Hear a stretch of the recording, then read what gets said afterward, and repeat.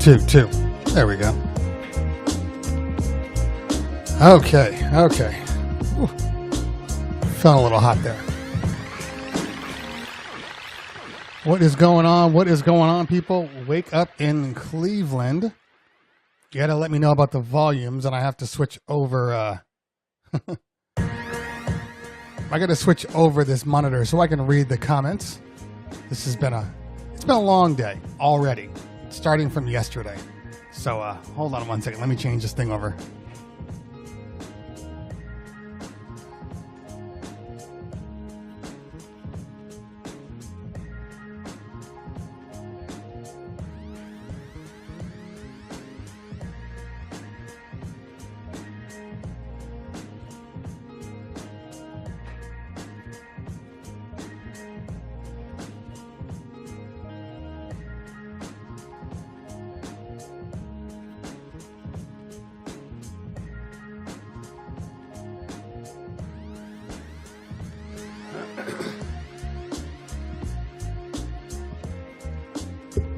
All right, there we go. I swear I'm gonna have this together today. I promise you. Just apparently not at this moment. Wake up in Cleveland.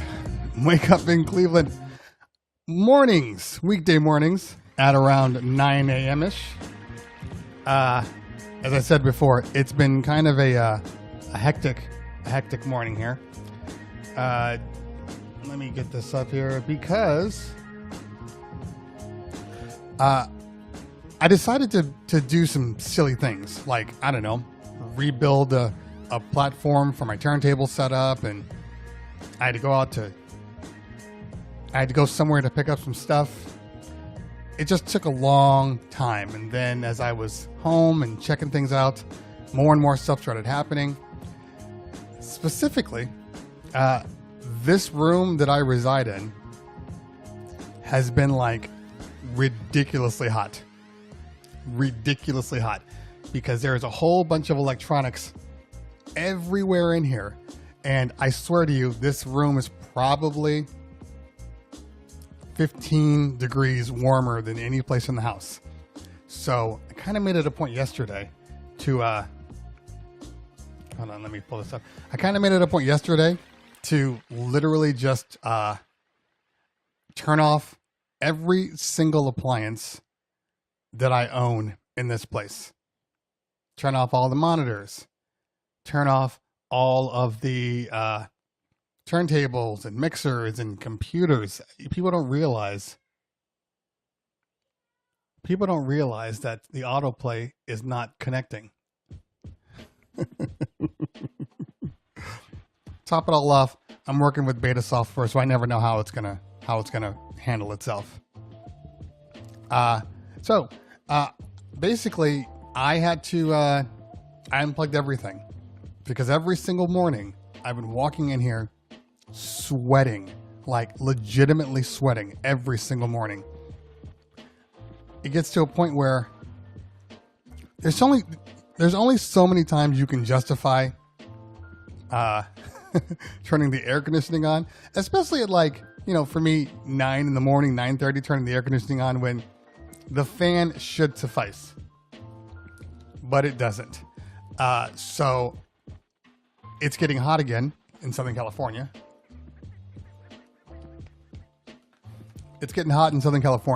So I can't leave the window open because, well, you know, hot air. So it's just like hot air on top of hot air on top of hot air. So it's just one of those things. We're working through it. I can tell you right now, after I turned everything off, which is why it took me so long to set everything back up again. As I turned everything off, it's so much cooler in this room. All right, there we go. Let me bring that thing up. Let's do a little bit of a room check. Let's see who's on right now. By the way, let me know how the mic sounds. I'm working with some new stuff here, so I have absolutely no idea how I sound, how the mic sounds, how anything sounds. So just let me know.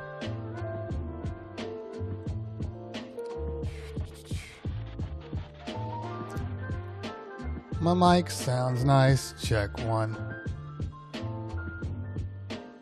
Dope. Okay, so let's see who's in the house today. We got Ratbone in the house. What's going on, fam? Lady Beats, good to see you. I know you've been a little busy lately, so you've been in and out. Appreciate you for hanging out. Who else we have here? We got DJ Truss 704. We have J Style Sounds on the East Coast. What is going on? Yeah, you've been up for a while, but not me. And to top it all off, I actually didn't even go to bed until like, I don't know, 3 in the morning. So I'm going off of about, 6 hours of, why in the world would this song start? Let's see, this is the joy of beta software. The joy.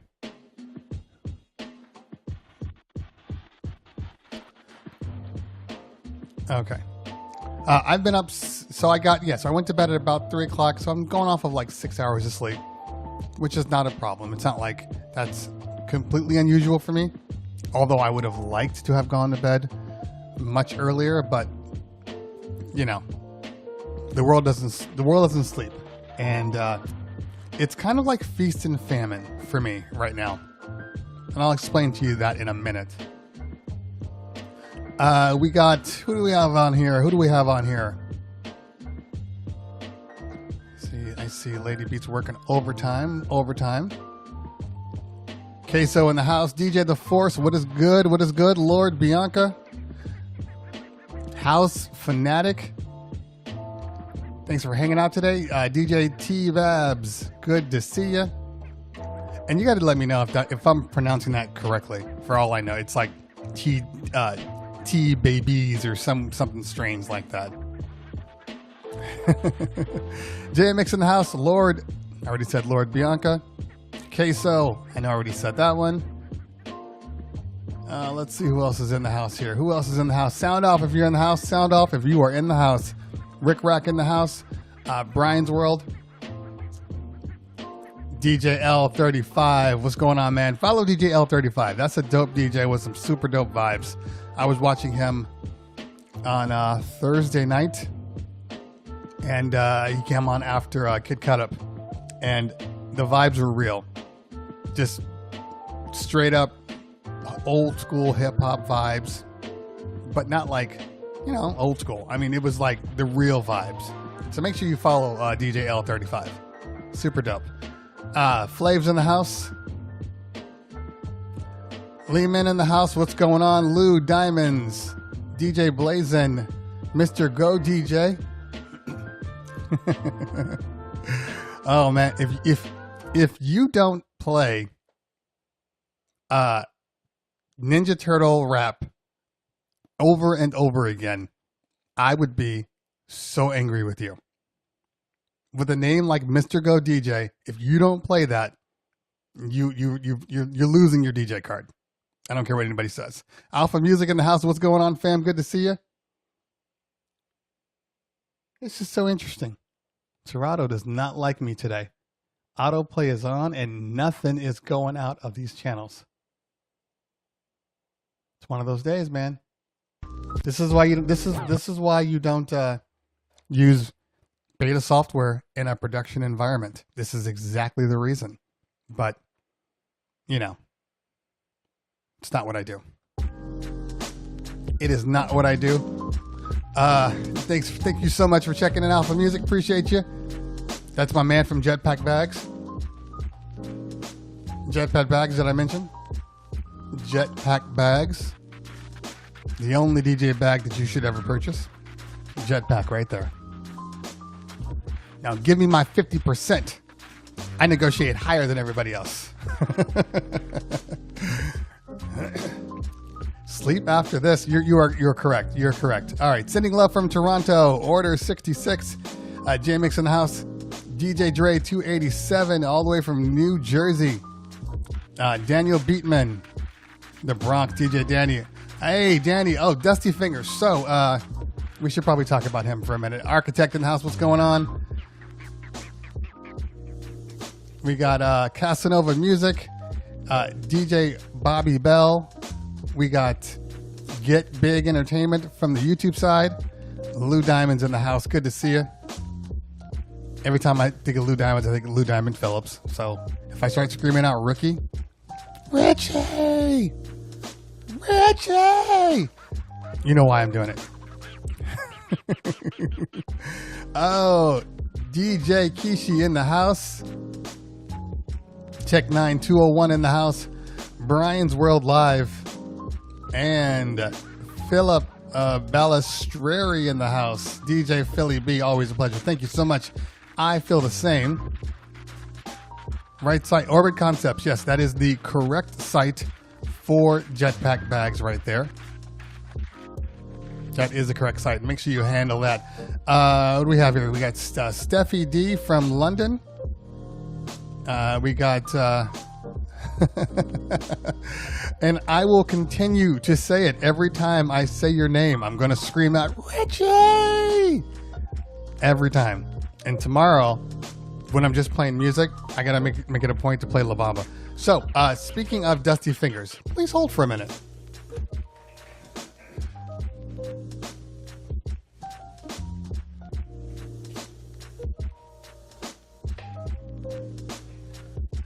Okay. Get my phones back in here. So my man Dusty Fingers, out of the goodness of his heart, literally just sent me product, and so I need to bring that out for you. So what did he send me? Well, he sent me my name. He sent me a Dusty Fingers hat. Right here. Super dope Dusty Fingers hat. Nice snapback. Let's see if I can put this on for him. Give him some product placement right here. All right. I feel like my light needs to be a little brighter up here. But Dusty Fingers hat, it's a good, comfortable hat. Makes my brain feel good. Let me check off. There's so many things that are just defaulting on here for some reason, like that. And what else did he send me? Well, he sent me records. That's right. People still play records out there. And if this were if this weren't an interview day, I would actually play these records. But he sent me doubles. Always got to send DJs doubles. There's nothing worse than sending a DJ one record and being like, use it and play all my stuff. Like, how do I go back and forth? Like, I can't. This isn't like Serato where you can just hit the cue pointer, jump to the next song. You are screwed. So he sent me doubles. And at some point today, because I do need to test out,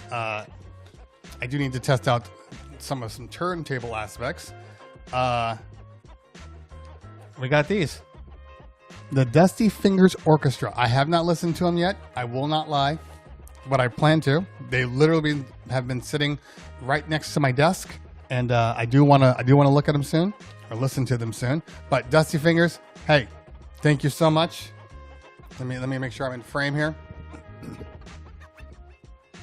Make sure you clip this. Let me find the camera. There we go. All right. There you go. If anybody else wants to send me product, you are more than welcome to. I accept all types of product because I'm a human being and I like free shit.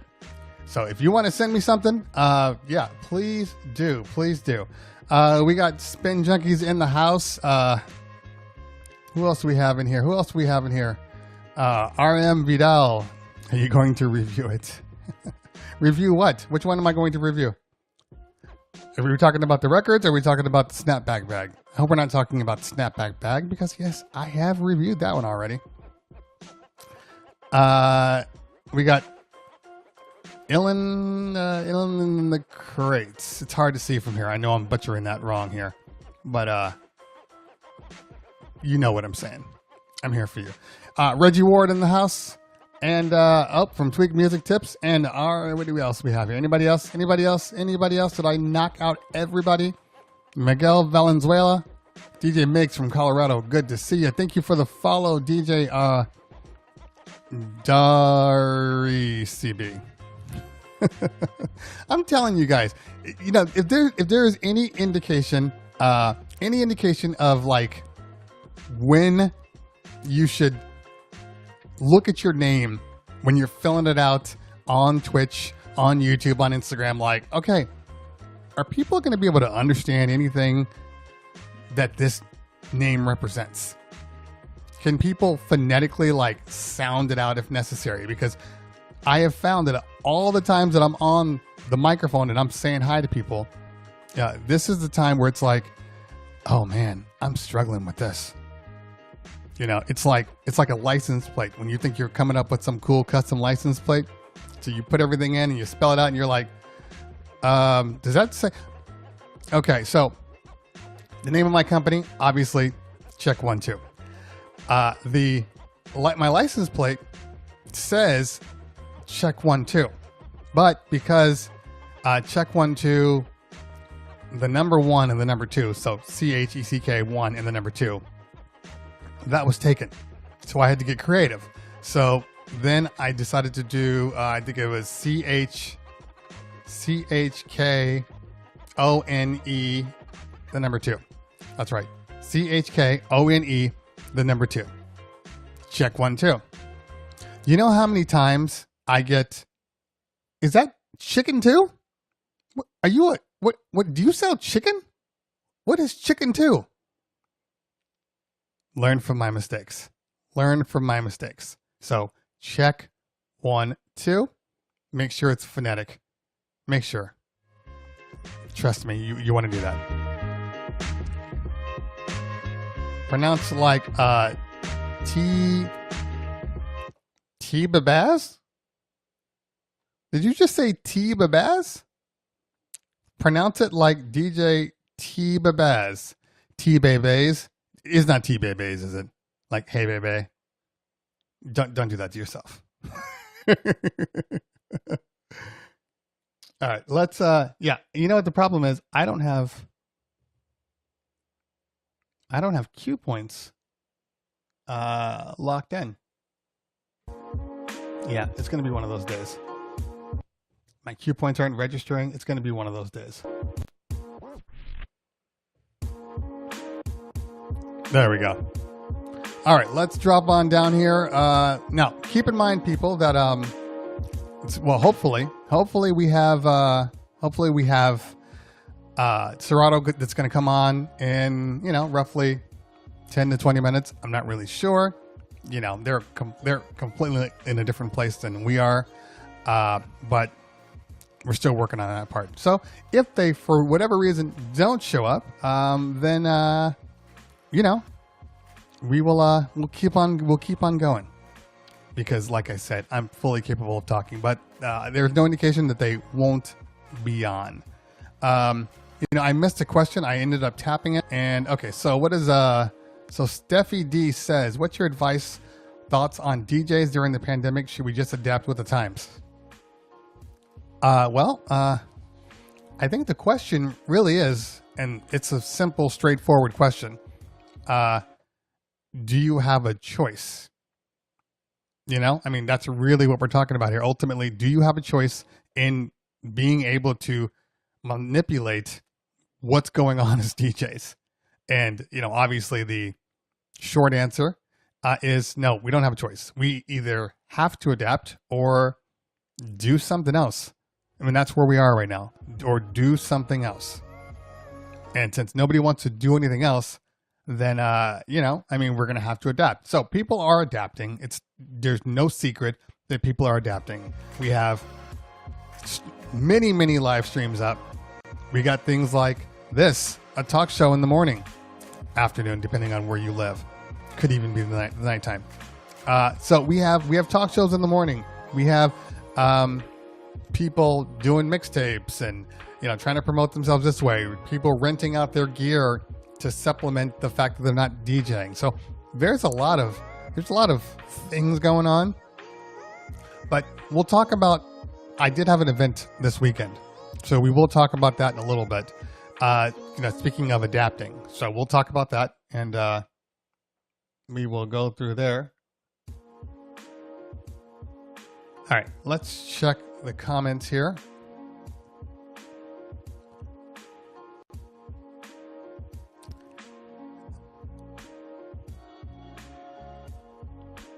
Yeah, no worries, man. No worries at all. All right, who else we got here? That is right. Names get tricky. Okay, so Lillian Escarate.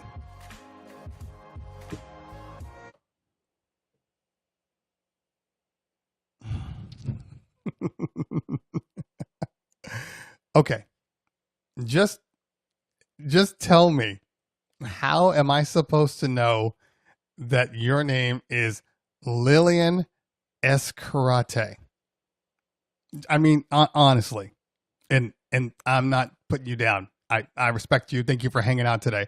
But that's what I'm talking about. From now on, you were just Lillian. If you remember I'm dating myself like Eddie Murphy. Lillian. There was a whole comedy skit about Lillian and the barbecue and drinking. One of the funniest skits you'll ever see from Eddie Murphy. But yeah, so Lillian, thank you for breaking that down for me. I appreciate that.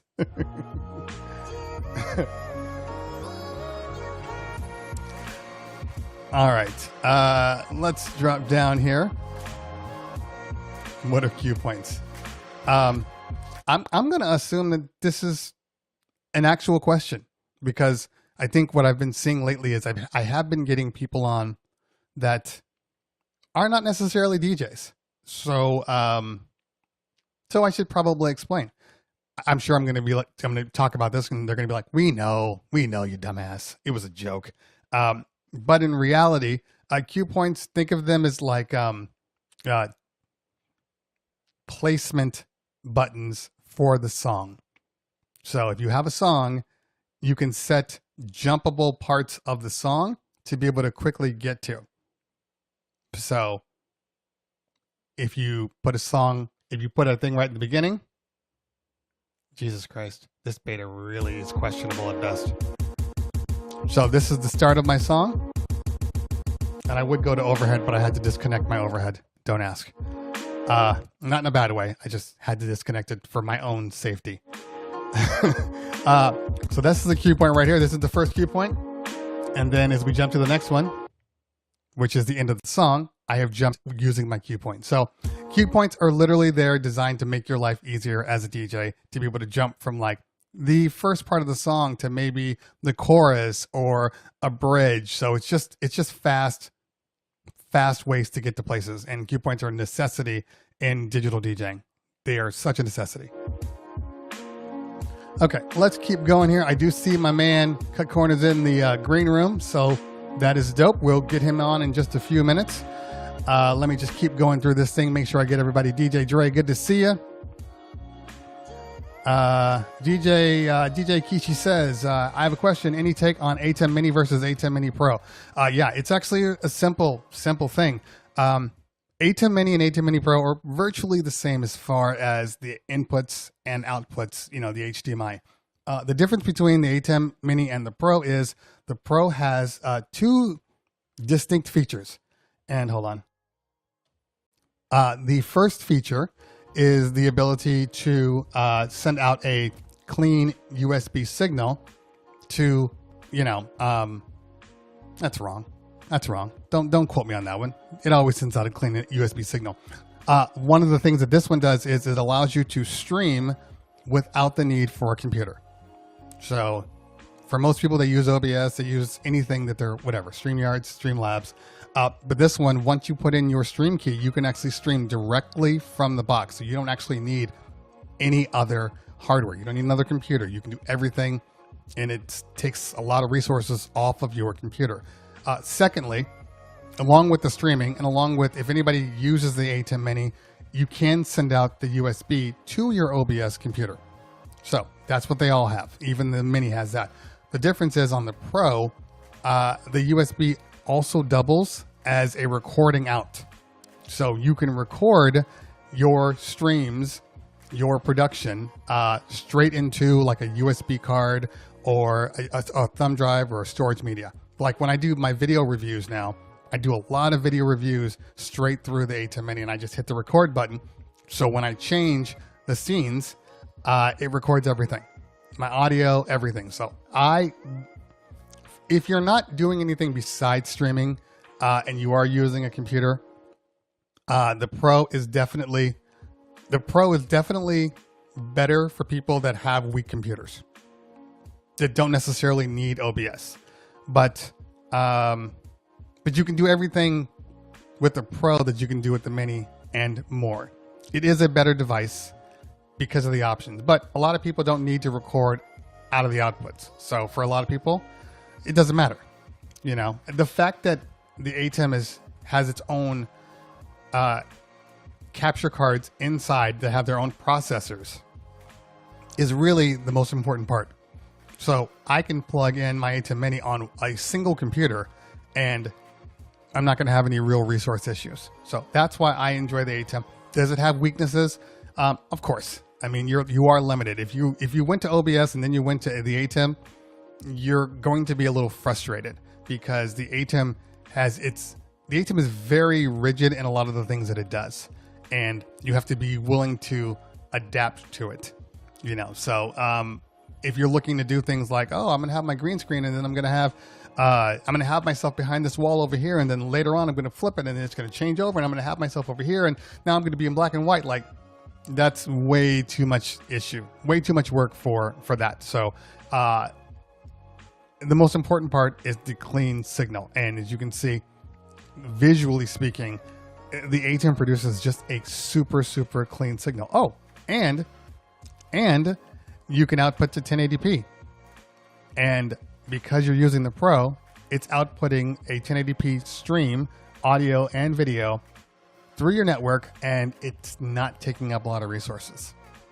I mean, I think that's one of the keys, because I've looked at my stream and it's like 6 megs, 7 megs maximum that it's outputting. OBS is like, in order to have a quality stream with OBS, you need to have at least an internet with like 10 megs consistently uploaded. But you don't need that with the ATEM. The ATEM has its own compression, so it's actually very good. Either one of them you'd be really good with, but I do prefer the Pro over just the regular Mini. DJ Alpha says, who's getting the new iPhone? If you guys didn't know, iPhone does have a press announcement today. They have their own little conference that they're going to do, and they're going to talk about the iPhone 12. This has been a real shit show for a lot of tech companies, especially Apple. I don't know if anybody knows this. Like, I'm a big Apple fan, and typically speaking, sometime right around September 11th, September 12th, they would do their kind of all-in production conference where they would talk about the iPhones and the iPads and new AirPods, and all of those things would be in there, and it would be this huge thing. Well, because of COVID, everything's broken out. So they already had one on their iPads. Now they're having another one on their phones. And, obviously the leaks have already been out. It's Apple. Apple's going to have leaks. So I already know what's going to happen. If you follow anything on YouTube, you pretty much know too. But this will probably be the first time that I don't automatically upgrade. I've been slowing down my upgrades on the iPhones, but quarantine, COVID put a completely new perspective on necessities. And the iPhone is definitely not a necessity.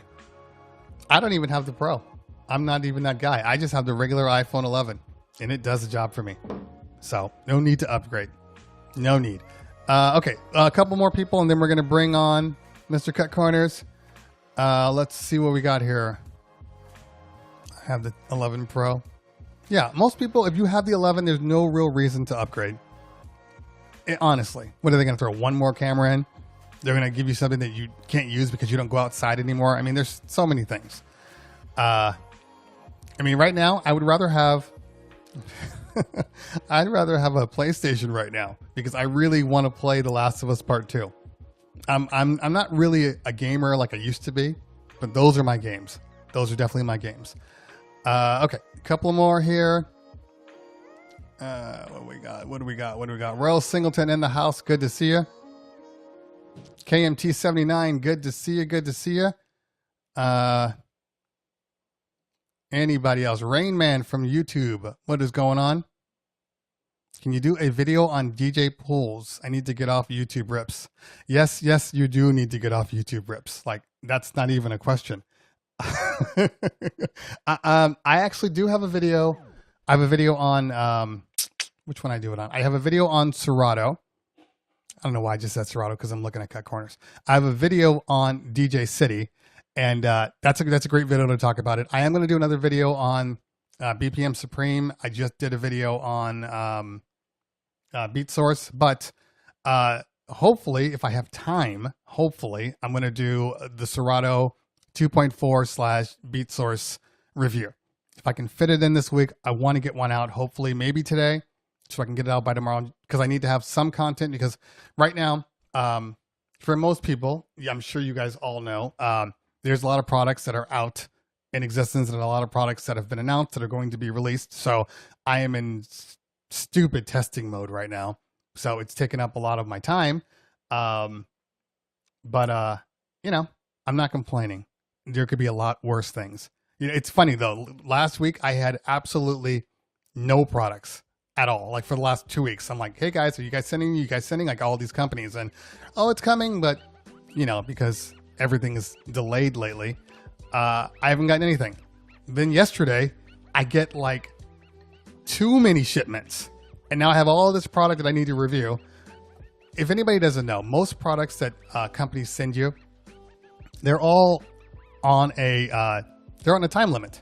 So you get them, you have them for a couple of weeks, maybe a couple of months, and then you have to send them back. There is no product out there that a company will send that you get to keep. They all want their stuff back. So you are really, really pressed for time, and that happens. So this week is definitely feast, but I feel like I'm already swollen from too much food. Mike Beats in the house. All right, we got a couple more minutes. We're gonna bring Cut Corners on at 10 o'clock on the dot. That leaves me 4 minutes to get through all these rest of these things. DJ Kova, is DJ Kova in the house from Tweak Music Tips? If you are, what is going on? All right, let's see. Any more people? Pro DJ weddings, yes, but they limit you to 720 on platforms. That is absolutely incorrect. It depends on the platform. Twitch allows 1080p. YouTube allows 1080p depending on what level you are on. There are certain levels that they won't release depending on your numbers and your subscriber count. So that's actually not true. In Facebook, you shouldn't be streaming on Facebook anyway. So that doesn't matter. Mixcloud, I believe Mixcloud is 720p. Play DJ, when that does get known a little better, they are 1080p also.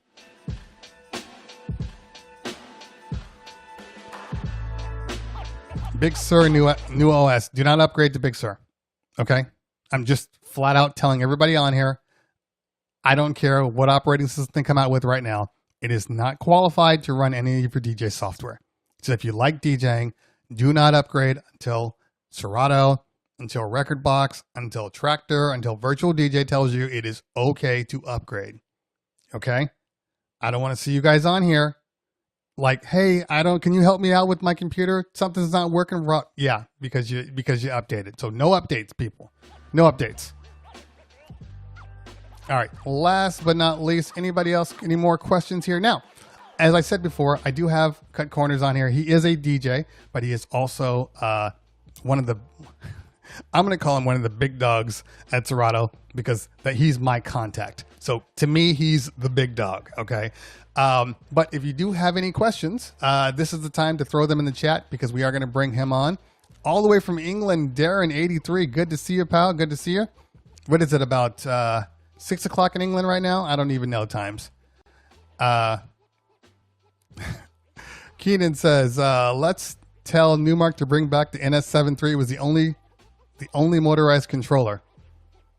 This is true. Motorized is making a comeback though. So, you never know what's going to happen.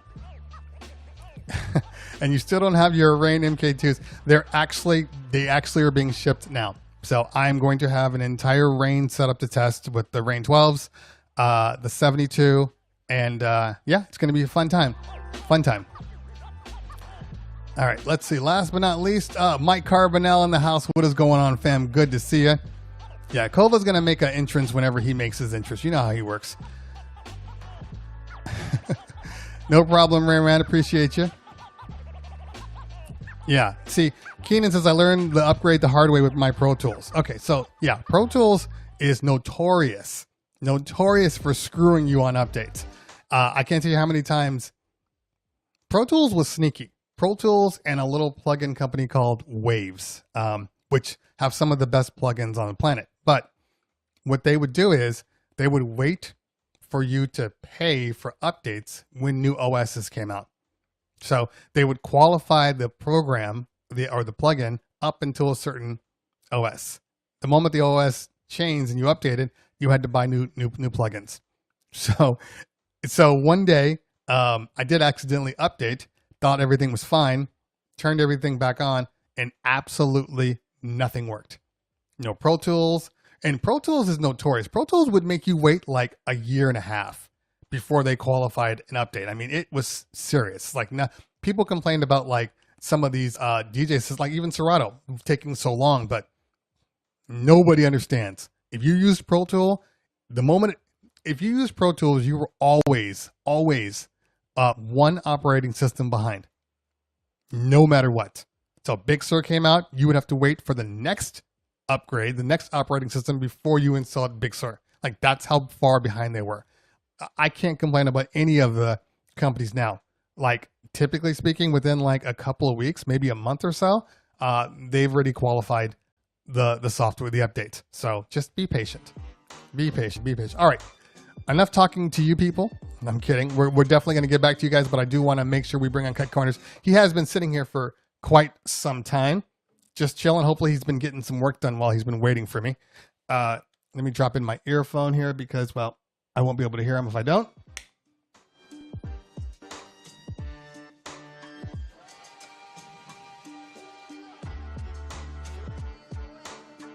All right. So if you guys are ready to hear Cut Corners, throw the ones in the chat.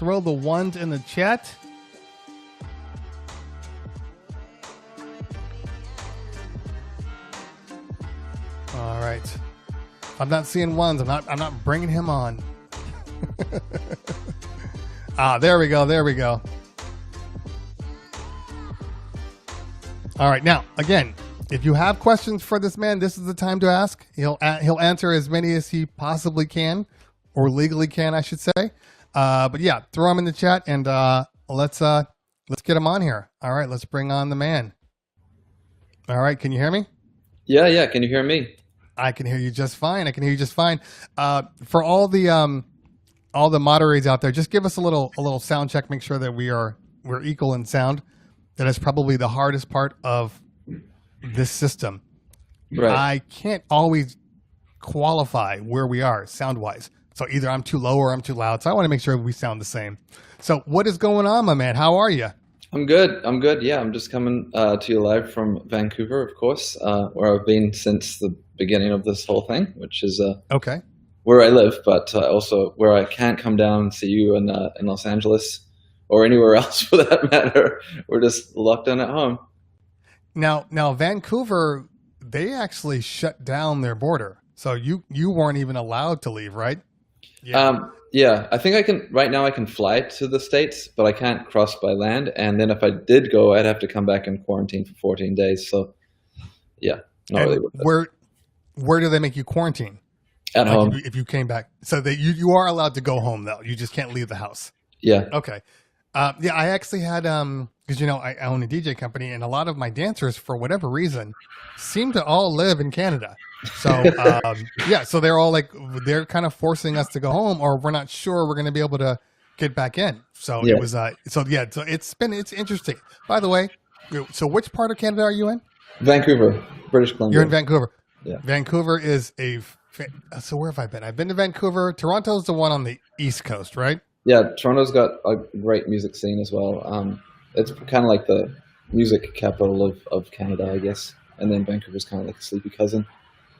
Okay, so I flipped it around. So Toronto is the one that is on the West Coast. The East Vancouver Coast. is Toronto's East Coast? Yeah. Okay, so where did I go? I did a couple of bar mitzvahs. It must have been Vancouver. All I know is that it seems like every club we went to, I apparently there's some law that says you have to play 85% Drake, because that's all I heard. Yeah. Every club. It was frustrating. Every club had Drake on. So is he really a national treasure for you guys? You can Yeah, answer for it. sure. Yeah, no, I'll be honest with you. I mean, I don't think a lot of people really knew much about Canadian hip hop until Drake, unfortunately. But Sure. obviously there's lots of really good stuff. I mean, the Rascals are from Vancouver, but yeah, Drake really broke it out, and kind of made it legit. There was Cardinal official, but then really Drake I was love the one. Cardinal. Yeah, Cardi's the Yeah. man. He's so dope. And I mean, I think Like Drake really benefited from that infrastructure, so it's all good.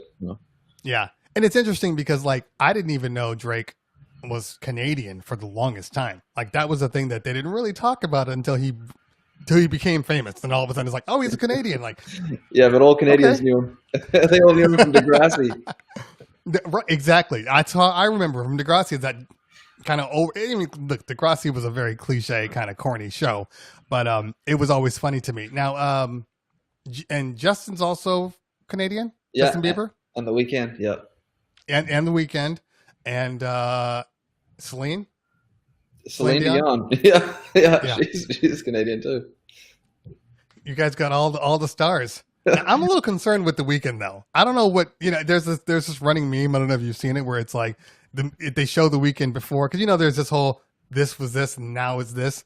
Oh and yeah, The Weeknd's super skinny and fit, and it's like The Weeknd, and then it's like the month because he's just been eating over quarantine because he's like a big dude now. He's an individual, definitely an individual. yeah. My friend has a funny term that they use for like R&B that's particularly rough. They call it scumbag R&B, and I guess The Weeknd has some pretty I guess shitty takes on women and things, so drugs and things. If you and that's the funny thing about this because we're always talking about artists are bringing this horrible thing to the culture, and then it's like the 12-year-olds are listening to The Weeknd. Parents are like, "Oh, he's got a good voice," and you're like, "Did you listen to the words? Yeah. He's saying some bad stuff." Yeah. So it's funny, but as far as a man struggling with the identity, though, I think The Weeknd is that guy. I don't think he really knows who he is anymore. But I'll be honest, man. He's got a great voice, a great singer. The aesthetic of his music is really interesting, and it's a character he's playing really well. So it's entertainment. I like it a lot. Exactly, and I see SK8 in the house. What is going on, fam? Yeah, he will be on Thursday, people. So make sure you come back on Thursday and see the show. And Terrence and Philip too. They're not real people. Love SK, man. Yeah, he's dope. I hope I'm not like saying something I shouldn't, but he sent me all his logo and everything. And everybody that's been on the show has been sending me. They basically send me like their press pack, and I have found it interesting looking at people's press packs and their writers and stuff, and how specific he is. Extremely specific with his performance stuff. Like there's not a lot of space. It's like I need an S9, and that's it. Like there's no changes. But hey, the man is a professional, and you got to respect him. There was no weird things like just green M&Ms, so that's a good thing. But he's a good guy. So we got a lot of actors. You got a lot of actors from Canada. You got a lot of actors. You got a lot of production moving in Canada. Canada is the spot now. For people don't know this. They think that it's Hollywood. Most of the things are shot in Canada now. They call it Hollywood North sometimes up here. Exactly. And then the only other one making a push is Georgia. Oh yeah, there's a lot of production going in Georgia now, and especially now that with Tyler Perry, his entire company is in Atlanta. So that's like the Mecca. Atlanta's like the Black Mecca. People don't know this, but that's where everybody wants to go to. But anyway, neither here nor there. Okay, anybody in the chat? Let's see, we're just checking out before we start talking. It's been like that for years. Yes, it has. Have we done any new OBS tutorials yet? No, I have not. Feel free to ask questions to the Serato guy while we have him on. I can always talk because I can talk no matter what. But let's talk about, I guess, how long have you been with the company? I think like 8 years now. Okay, so a good amount of time. Now, when you first started, what position did you start? Are you in the same position that you started in, or have you moved up the ladder here? I'm happy to say I'm not in the same position, but I started out in tech support. I really kind of came in at the entry level there, just to get a job at that company. I mean, it's a company that I really admired, and then I've moved up to my role now, which is artist relations manager. And actually, I got to give a shout out to SK because he was there when I kind of got my first opportunity to work in the artist relations capacity at the Toronto Red Bull 3-Star. I think that was 2013, 14. And that's when I first got to meet SK, and I first kind of got to work in that capacity, and it was a real success. So then I got bumped up to the artist relations team. Gotcha. It's always interesting. As I've been talking to people, the connections, the ways that people have moved into their positions. It's like, it's such a, I don't want to call it a fluke because you're in the position because, you deserved it. You worked towards it. But it's always weird. Like when I learned that Mojax, it was Styles Davis that said, no, we should bring this guy in. And then, the rest is history. And DJ TLM, Styles Davis found him too. Like, it's just, it's a funny thing, the way the world works, For sure. And even for me, and now I kind of understand why Mojax brought me in, to meet the people, because it's almost like paying it forward. You know what I mean? And you've been really great with, contacting me and saying, hey, whatever you need, I look what you're doing. So, I honestly appreciate that because it's strangely hard to find.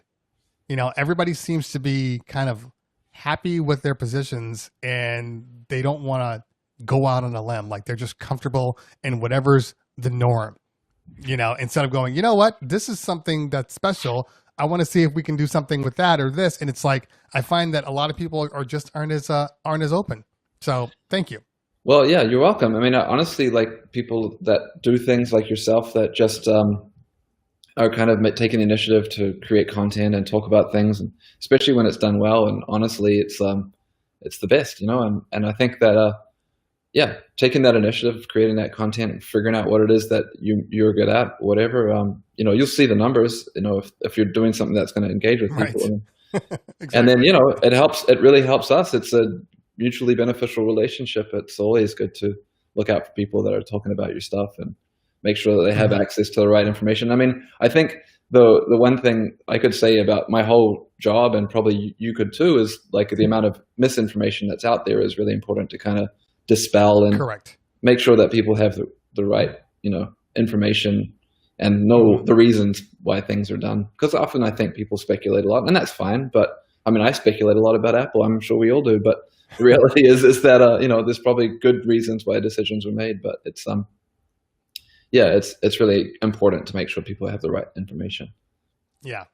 And it's funny that you'd bring up Apple because I think that Serato is kind of in the same position that Apple faces.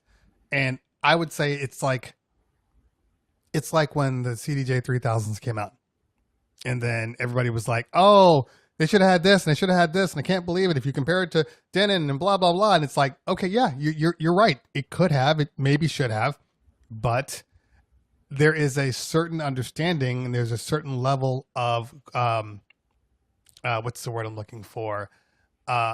Assumptions is a bad word, but when you're dealing with a lot of professionals, they want to use what they know. And then if you upgrade too drastically and it's now what they don't know, they don't want to use it anymore. They kind of get stuck in their ways. And I think that like the CDJ 3000s, Serato is another thing. Like Serato, I don't think that you can just completely rewrite everything and go, hey, okay, guys, here you go. There's a lot of professionals going to go, wait a minute, hold on. This is not what I'm used to. and I'm not going to upgrade. I'm sure you found that out during Scratch Live to Serato DJ. Oh man, how long it took for people to migrate. Well, not only that, just adding something like a sync button was just such a controversial thing. And it's a button, you don't even have to use it, but for a lot of people that's really like a big deal. So yeah, I mean, there's a lot of compromise for sure, and it's sometimes things are done and they're not for one sector of the customer base or the audience, but it's done for another person.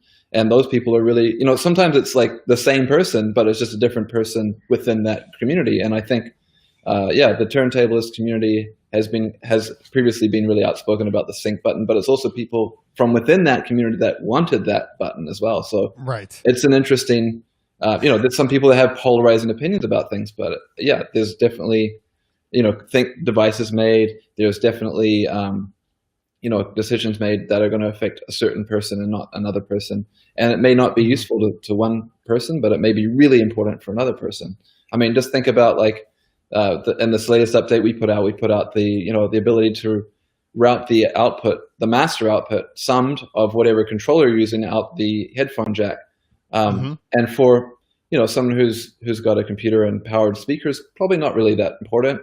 Not something that I'd use necessarily, but if you're just bought a controller and you've just plugged in your computer, and then you all of a sudden you realize you need to go and buy powered speakers, that's a major bummer. So it's certain things are for certain people and certain things are for other people. And then even still, if someone like a pro DJ who wants to practice in their room, who maybe doesn't have maybe on the road or something, maybe doesn't have a powered speaker set up, now they can just practice out into like a little mini speaker or something. It really helps a lot, I think. For just seeing the application.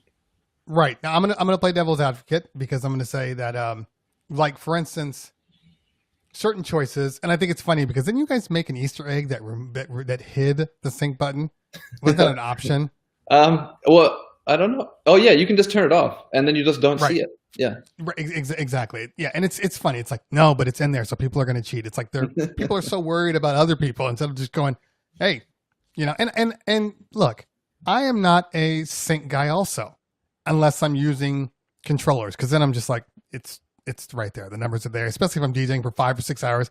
I'm turning sync on. Like, I don't want to think about this and burn my brain out. But when I'm using turntables, I don't use sync. However, a lot of people don't know this, but there is kind of a sync always going on with the smart sync. If you have that option on, that it's kind of making adjustments for you. I mean, the anti-drift mode, it's kind of the same situation. So people, they want to complain about like, oh, it has this, but they don't realize that a lot of the technologies that are in there that are not sync are still helping you. But people want to ignore. I mean, Serato as a program is a help anyways. But yeah, look, I mean, I think I think someone just put it in the chat though, Andre Antonio, he said he tried to use sync and it just ruined his mix. And I'll say that I had the same experience when I first tried using sync. Yeah. And that's a real issue, like if you've never spent the time or sat down with it to figure out, how to get in and out of it, then yeah, it'll really ruin your mix if you're used to doing it one way or another, because then, everything's locked in sync. So yeah, you know what I mean? It does take a little. Don't press sync at the wrong time. And or the wrong deck, you know what I mean? Like it's an important thing to learn what not to do. Yeah. It's like learn how to fall. Exactly. Yeah. And look, I have always found that sync, there's always a reason to use sync. Like say for instance, you're working at a certain BPM and then you need to transition up. A lot of people will go out and download those transition songs that go from 128 to 115 or not 115, like 105. But using sync, you can start that beat, have a loop going, and then transition all the way down to 100 cleanly with both decks working. And nobody knows you've just made your own transition mix. So there's a lot of reasons for sync. Turntables, because there's such a variation. That's probably why I don't like to use sync then, just because, the platters are never consistent, but to each their own. I would say don't learn to just use sync. I mean, obviously you want to learn how to DJ. But a lot of people trust the numbers, and that's why sync doesn't work too. They'll look and they'll see their BPMs and it's like, oh, these match. And for whatever reason, it's not correct. And then the song sounds like crap, but they don't even hear that. So anyway, Yeah. I So mean, I'm gonna play. Go ahead. Go ahead. I was just going to say, yeah, to your point though, I think a lot of it is also just, yeah, having prepped your tracks right and having your grids and all that stuff. And if you don't have that stuff, it's going to be a bad experience. But yeah, if you do, then it's really powerful, So Right. Right. yeah. Now I'm going to play devil's advocate for a moment, and obviously with 2.4 you did release the ability to play out of your speakers, and that's a kind of an example. Some would say, why did it take so long to do that when other companies are, or have been outputting out of their speakers forever? I mean, honestly, I don't have a really good answer for you on that. I mean, a lot of things that Serato have done in recent times have been things that we've wanted to do for a long time, but I think there was a lot of concern of fear that it wasn't going to be, well received or whatever. And I think with COVID and the lockdown, I think, and just growing as a company and learning more about, we've been doing lots more research. We're doing lots more outreach to, certain user groups, and our whole, the way that the business has grown as a business and understanding how to speak to the customer, how to learn from the customer, how to listen to our customer.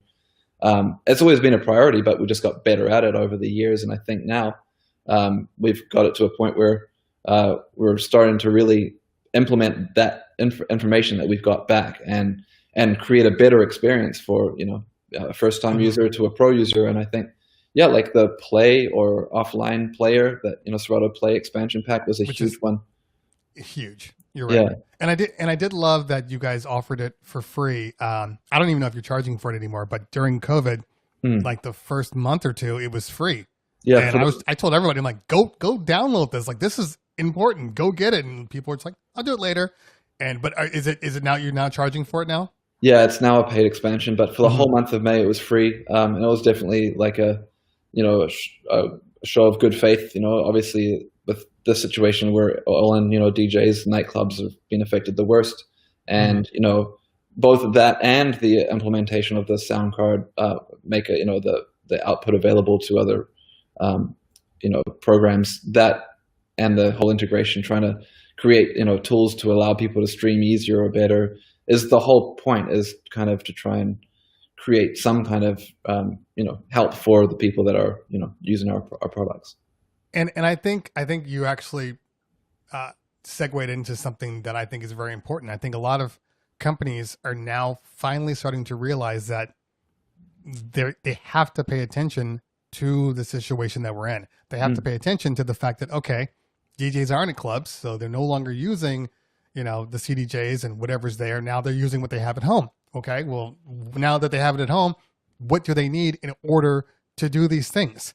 And so I think that you guys providing, for instance, the audio output to be used in any application, that's huge. And I think a lot of companies need to start thinking like that. I have found, especially during quarantine, let's say I'm using certain hardware and whatever, and I'm looking at, I'm like, you know what? For whatever reason, this setting was fine in the club, but during COVID, during streaming, this setting sucks. And it's one of those things that I've started to learn, for instance, mixers that don't have split queue. That's a huge thing. It didn't matter when you're out in the club, but now you're at home and you got your baby in the next room and you got to DJ off of headphones. All of these things are huge now. And I think it's only going to do more for everybody later on, listening to, okay, because I know that for whatever reason, a lot of your hardware, the output channels are kind of upper channels for a lot of the decks. So you coming out with this way to just kind of skip that and just say, nope, just use this one and we're good to go. That's what we need. We need listening. We need actions like that, and actions that are quick. We don't know how long we're going to be in this.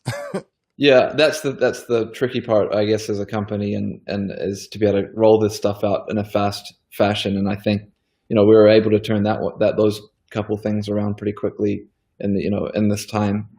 Even though it's only now and we've been in lockdown for months. But the reality is that any decision that's made or any new feature or implementation in the software usually is planned out in a year in advance. So the fact that we were able to pivot and quickly change was really fortunate, and luckily it wasn't anything that was too crazy. And I mean, that's the reason why we're using a third party, the I show you audio capture as opposed to our own. Again, that's probably something that people might not understand, like how long it takes to create your own, your own virtual audio device. It's not something you can just make in a couple of weeks, at least not at Serato. And I think while I'm here, I think it's probably good just to let people know, like a bit about what Serato is and the fact that it's not a massive company. And I think like, my girlfriend, my partner, she works at a clothing company, has like twice the employees than we do. And it's a local Vancouver company.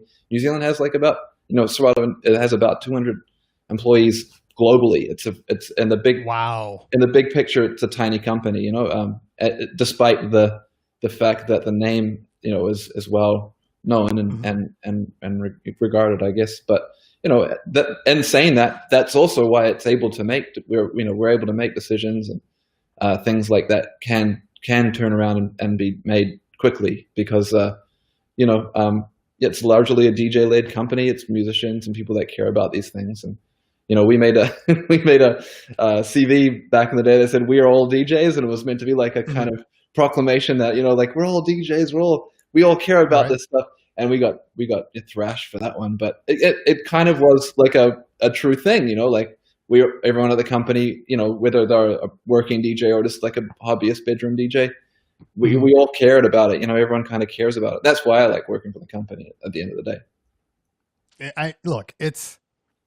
If we travel back to 10, 15 years ago, Serato, maybe 17, Serato wasn't even really a known thing. Everybody was using, Denon CD players and all these types of things. So it's interesting to me that, you take one little scratch live box that legitimately changed everything. Now, a lot of people don't know this about you guys, but when you guys first started, you were just a software company, correct? I mean, we still are just a software company, of course. But we started off with I was way before my time. But you were production like music production stuff, plugins. Yeah, we still make Pitch and Time, and it's still pretty popular. And honestly, if there's one thing to say, that's kind of like the backbone of our company. Like at the end of the day, Pitch and Time is like throughout all of our products, including not only Pitch and Time, the actual plugin, but it's also in the Keylock, the Pitch and Time expansion pack. It's in Serato Studio. It's in Serato Sample. It's like the thing that, that really is the secret sauce. Right. I guess. Right. It's like Apple when they came out with their Next platform, and it's been the same thing they've used for the past 20 years. It's just, it's the foundation of everything. So what made you guys decide? Because you're a small company, you're doing Pitch and Time for production, music production, and then you develop a Scratch plugin. Oh yeah, Scratch DJ, Scratch Studio. Mm-hmm. Yeah. So how did you decide that? Okay, we've done this, and we've you went from point A, B to Z. How did you get there? Well, from my understanding, AJ and Steve, who are the founders of the company, they were like college, university students working on, engineering and stuff and computer engineering. And then they figured out the time, Pitch and Time algorithm. And then they decided they wanted to kind of take that concept and apply it to DJing, which was really popular. I know that they had seen like the CDJ that you could scratch, but that was like a really interesting thing, being musicians and into computers. And, that Scratch Studio was kind of like something that they figured could solve an issue for people in recording studios.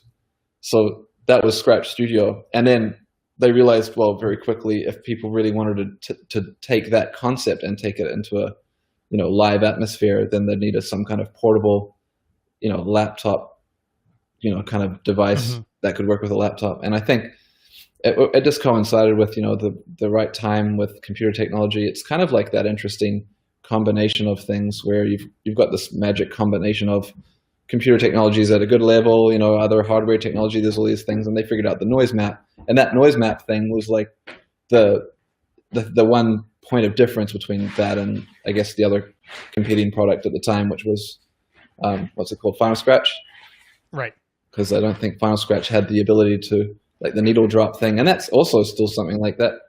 That CV thing. I mean, not everyone uses turntables, but they use CDs, CDJs, or controllers. But that actual that noise map on the CV is it's quite complex, and the fact that you can still do lots of things that you can't do in other softwares, like the needle dropping and the thing that SK relies on and really pushed for way back in the day, which was the what do we call it?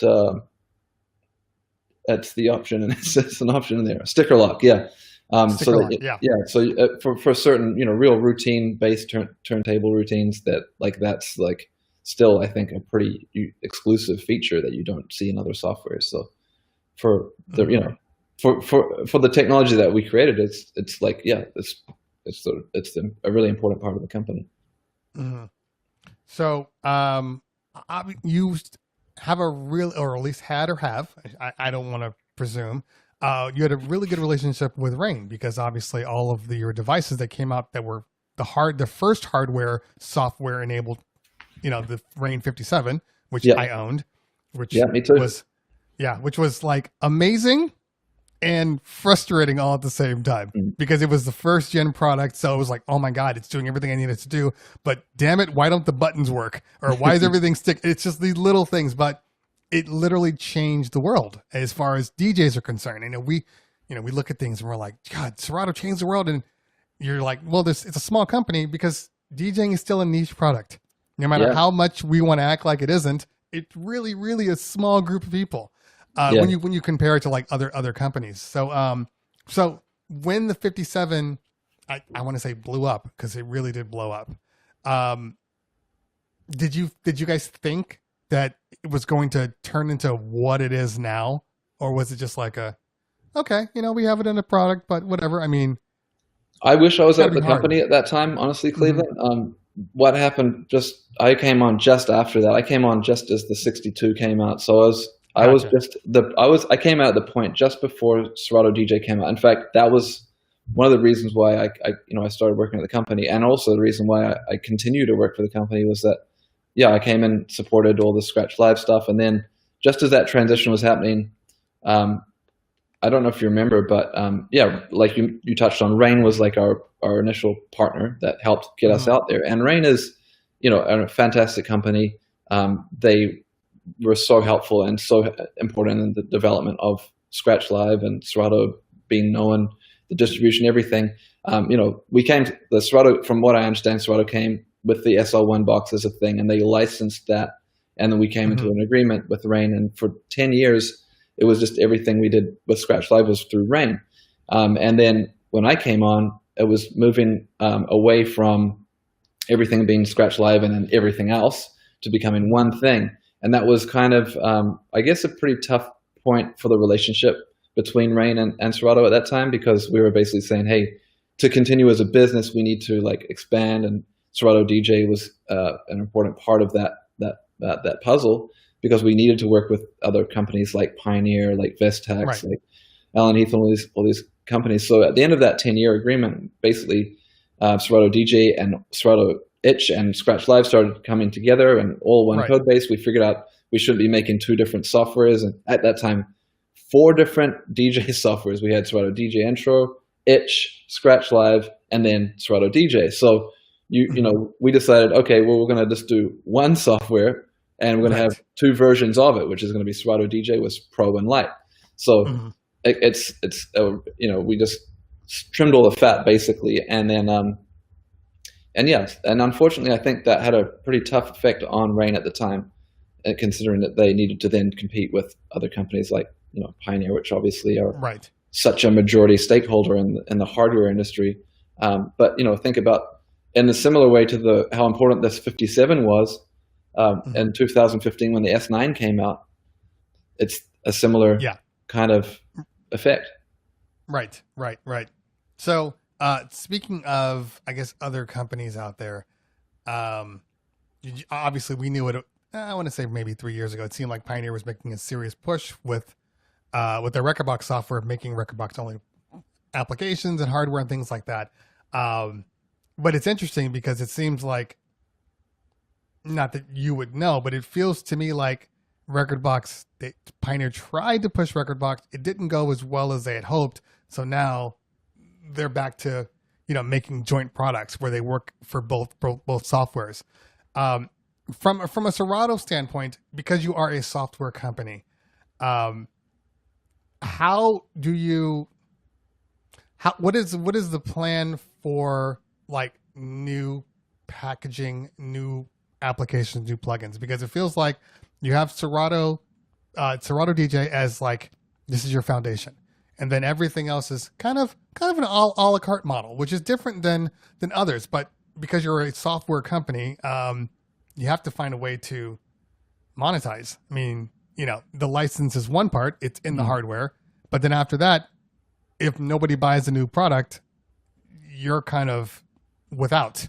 Yeah. You know what I mean? So I guess my question is, because I know a lot of people will come to me and they'll say, hey, why is everything so piecemeal together with Serato? Like, why do we have to pay for these things versus other companies that don't have to pay for these things? Like, they're just included, out of the box. And so maybe you can, kind of talk about that a little bit. I know it's kind of putting you on the spot here, but. No, it's cool, man. I mean, I think about these things all the time. I mean, first of all, like Rekordbox make a great product. Rekordbox DJ is a fantastic product too. And ultimately, they look after their ecosystem, right? So everything that works with Rekordbox DJ is obviously a piece of Pioneer equipment.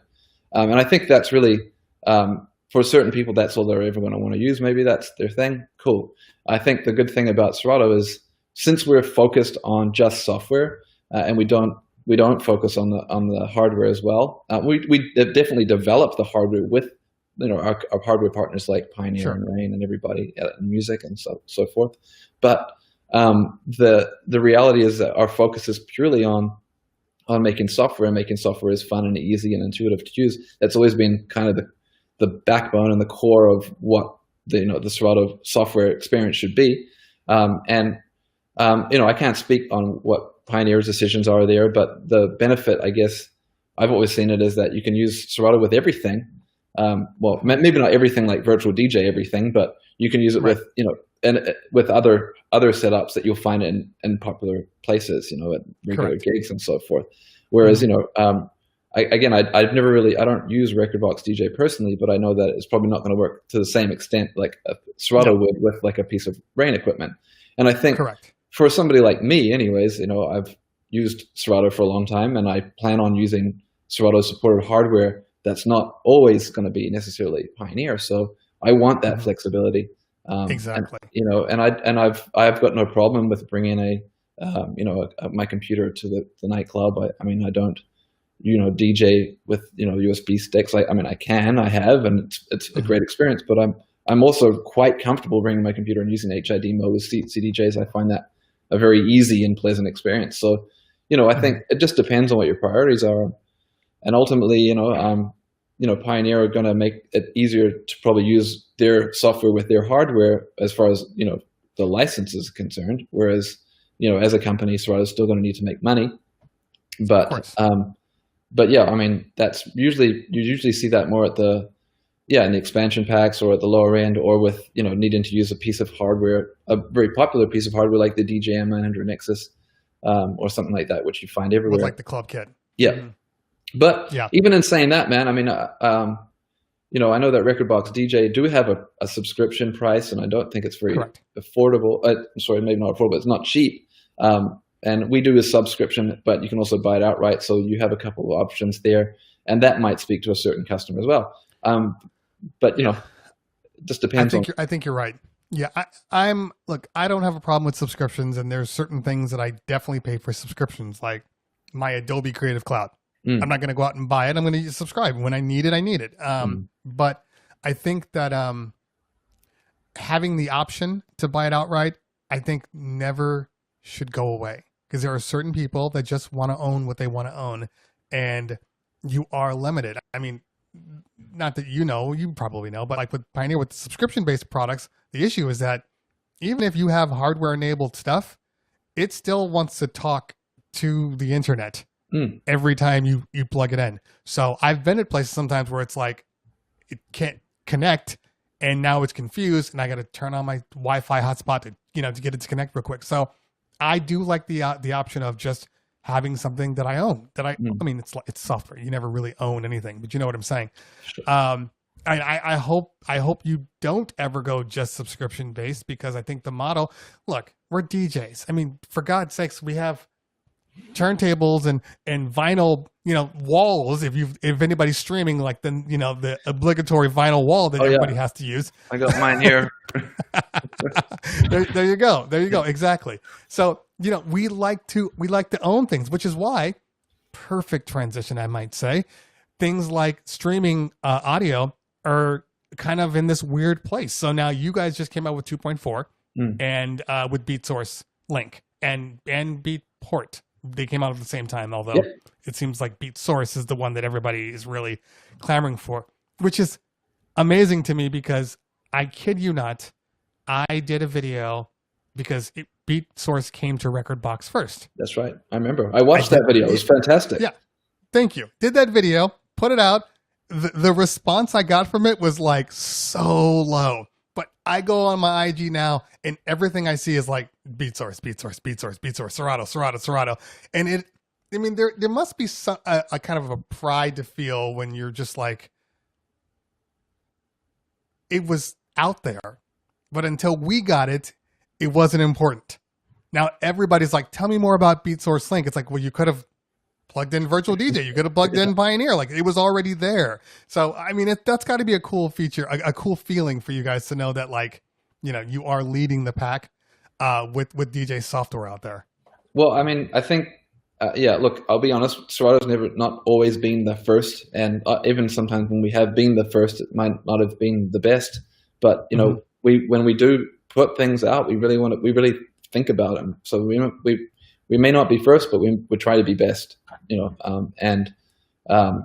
I think the reality is that a lot of people that use BeatSource, probably more on the BeatSource side. I mean, I can't call it, but I'm only speaking from my experience. But DJ City and Serato had a really close relationship.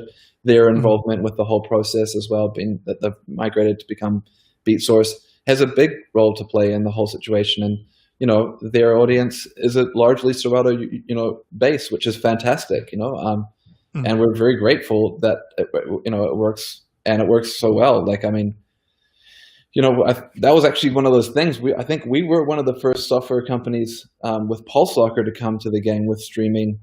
Good old Pulse Locker. Yeah, I mean, it was a fantastic software, and it worked really, really well when it worked. I mean, okay, you had to sift through some karaoke versions, and it was still a developing concept. I mean, at that time I didn't even think about streaming. It was just so far, but now I can't think of my life without streaming. And it was a real learning process about that. But I think subscriptions to streaming services are much like a record pool, and you're constantly getting serviced new music and new things, and you need access to it. So there's certain things that I just assume we will pay subscriptions for, and it's fine. And honestly, the Beatport and BeatSource integration has been fantastic, just to see how the playlists and everything with key and stuff, like, it's very DJ focused, and you just don't see that with any of the other partners. Agreed. Not to say that they couldn't, they could, but is it a priority? And again, going back to something you said earlier, which was, the DJ culture is still a small subculture of popular culture. It's not it's a niche market. It's not. That's why when you hear people constantly asking about, when's Spotify coming? Spotify just don't care about us. Like, right. We're not. I mean, how many people use Serato in the world? Maybe so even if it's 500,000 or 1 million people or 2 million people, and their subscriber base of just normal consumers, that's like a fraction. So exactly. And even of that, say there was 2 million people, how many of those people are gonna want to use Spotify? It's hard to say at this point.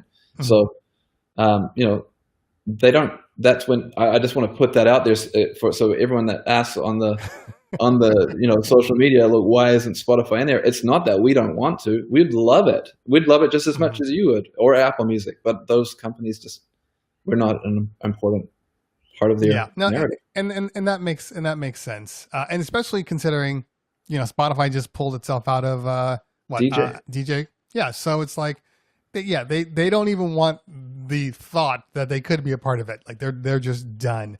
Yeah. I wish SoundCloud would pull out. I'm going to be honest with you.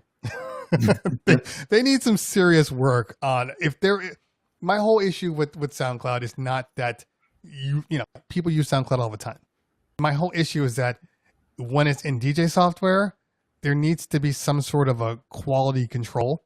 And it's like the Wild West on your computer. Like you search something, you don't know what you're going to get. You might find the real version. You might find a karaoke version. You might find some DJ's mixtape version. Like there's nothing in there that separates it out. So that's one of the reasons that I do love the way BeatSource handles things. Everything is kind of quality controlled before it's in there. So you're not really going to get too many issues where you're like, oh, well, this was wrong. But, it's not necessarily their fault. I was watching DJ TLM yesterday. He was doing a little session and he played this track and he was like, oh, BeatSource, this sucks, because it was the instrumental and it didn't say instrumental anywhere. But it's not necessary. They're getting their information. They're getting their music from the companies, and the companies have tagged it a certain way. So I get it. Every so often you're going to have these issues, but at least they're looking at it from a DJ's perspective. The crates are ridiculous.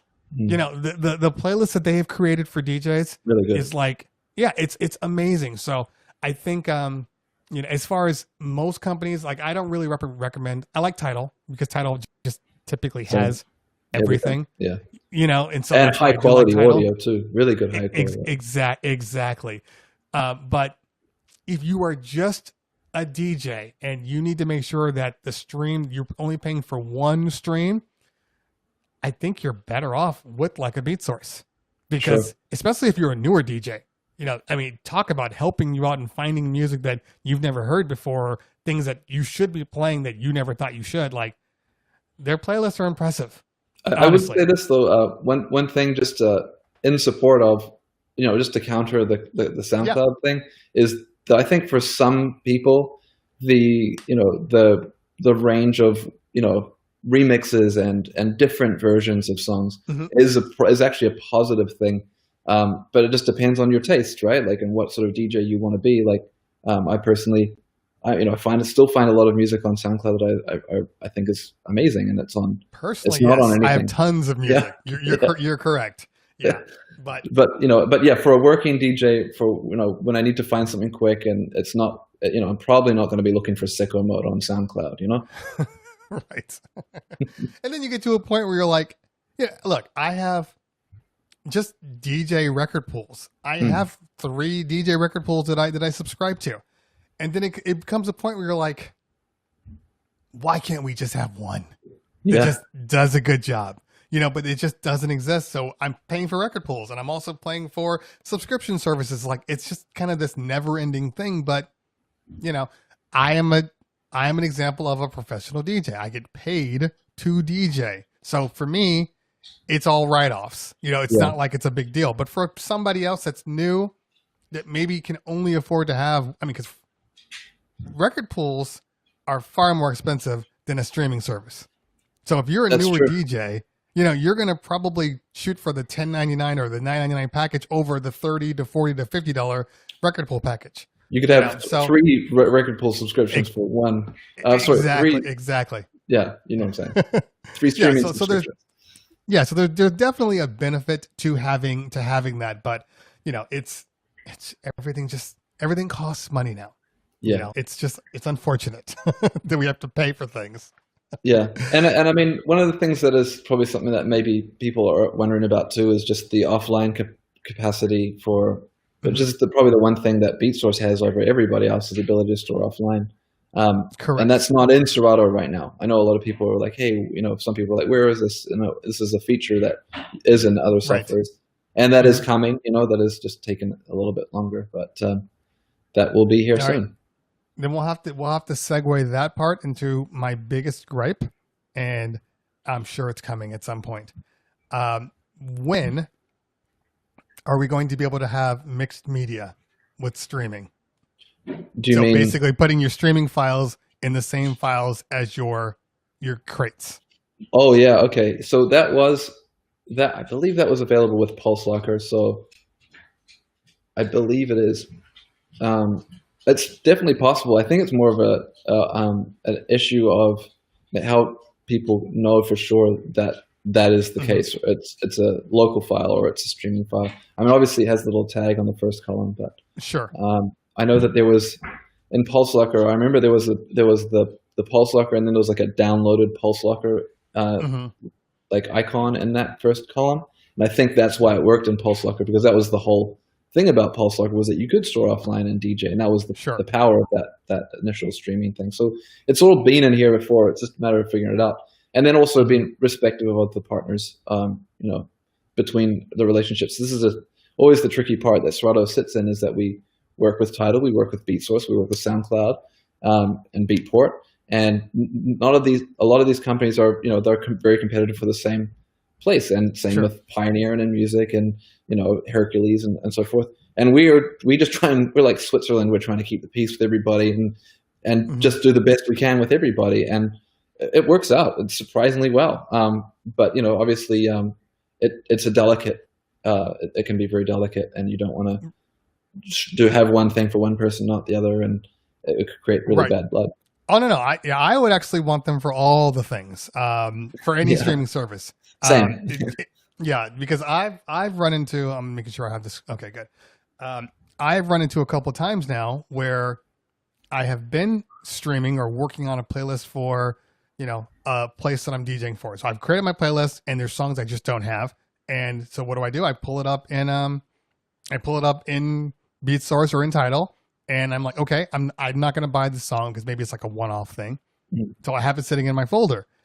But the problem is you got your crates, and let's say you're going down the line, and then you get to a point where you're like, I'm supposed to be doing something here. Oh, that's right. I got to go back into now my other crate to put it in, and it's a workflow issue. You know what I Mm, mean? So I will be really excited when that's, because I know it is available. I know Record Box has that. mm. They can do that, but it's so funny. Since I've been in a situation where I've been reviewing all the softwares, and it's funny how close all the softwares are, but then how different that they are at the same time. And it's always kind of, I'm always more impressed that there can be differences. A lot of people, they don't realize that, like, no, there's a certain vibe and there's a certain flow. Serato has a flow to it. Record Box has a flow to it. Virtual DJ has a flow to it, and it's not something you can just jump into another application and go, oh, this is the same. No, you have to tweak your brain a little bit to be able Mm. to use the other software, because everybody has a different methodology for Especially how with they do their library, stuff. right? Especially Exactly. library. And I think that, I mean, let's be real, like Serato's library hasn't changed in a long, long time, and that's a Mhm. good thing. But it's definitely something that, you know, it's due for a little bit of refresh, and you'll Yes. see things happening. But obviously, the library is a very sacred and extremely delicate and important thing for every user. I mean, I thought Mhm. I was preparing a crate the other day, and I was like, oh, when did I last back up? Oh, okay, like a week ago. Okay, I should be okay. But if it all fell apart all of a sudden, and I had like a important stream or something coming up, dude, Yeah. like I would. It's like that's the nightmare. That is the real Mhm. nightmare. Nothing else. Like I can get another mixer, I can get another that, but my Yeah. library's gone. That's my Yeah. that's easily 20 years of, or 10, at least 10 years of work. Yeah. Back up, people. That's what he's saying. Make sure you back up your hard drives. Have multiple backups of your stuff, because when it's gone, it's gone. Yeah. And nobody wants to be in that situation Yeah, at all. I've seen very sad things happen for people, and I've had to be the bearer of it. You can't do it. I can't get it back, man. It's gone. Oh, man. I couldn't even imagine. I even used to a point, when I got to certain levels, I would burn DVDs. Oh Like yeah, 5 gig DVD drive. So so I'd have bad. them like hip hop, rock, and I'd have them all set aside. So yeah, I don't do that anymore, but I actually probably next week I'm going to start uploading my entire database to Dropbox. That's That's smart. that's my next thing. I Yeah, mean, that's the just to be crazy on thing, right? Like you've got right. offline storage. Like what a crazy Yeah. concept. And yeah, zipping up your drive, your like Serato folder, just that. I mean, you can probably get Mhm. the iTunes music library back or whatever, however you have your, your actual files wherever they're stored in bulk. But yeah, just that and the Serato folder, just throw that in somewhere. It's not going to be that big, maybe a couple hundred megabytes. Right. Exactly. Yeah. Yeah, I mean, that's what I did for my son when I bought his new computer, and I just gave him my entire database and copied over my Serato folder, put it in the spot. It was like, oh, I see it. Okay, What a good. gift. I had to such a gift. You know, it's funny because he's been DJing now, and he's getting good. Okay, he's 14 years old. All right, so he's getting better, and he's got all these great mixes. People are like, oh, that's amazing. I'm like, you know, that sounds familiar. And I'm like, I can name exactly what folder you're in right now every time you mix. So, but hey, you know, more power to him. It's great. Yeah. He's getting confident. And a lot of people didn't have that growing up. You know, like when I was learning how to DJ, I would go to my friend's house and then he'd have his creative records. And then that was the crate that you used, the creative records he had. You know, I didn't have access to everything. So when I'm listening to him, you know, he's playing stuff where I'm like, this shouldn't be coming out of a 14-year-old. But because he has access to the music, it's completely opening up his palette, you know, so it's... Oh, man. I think there's something to be said about that, too, actually. I was thinking about this, prepping a crate and how sometimes having too many options is like just paralyzing. And I think about this a lot. It's a modern problem. It's actually a modern issue.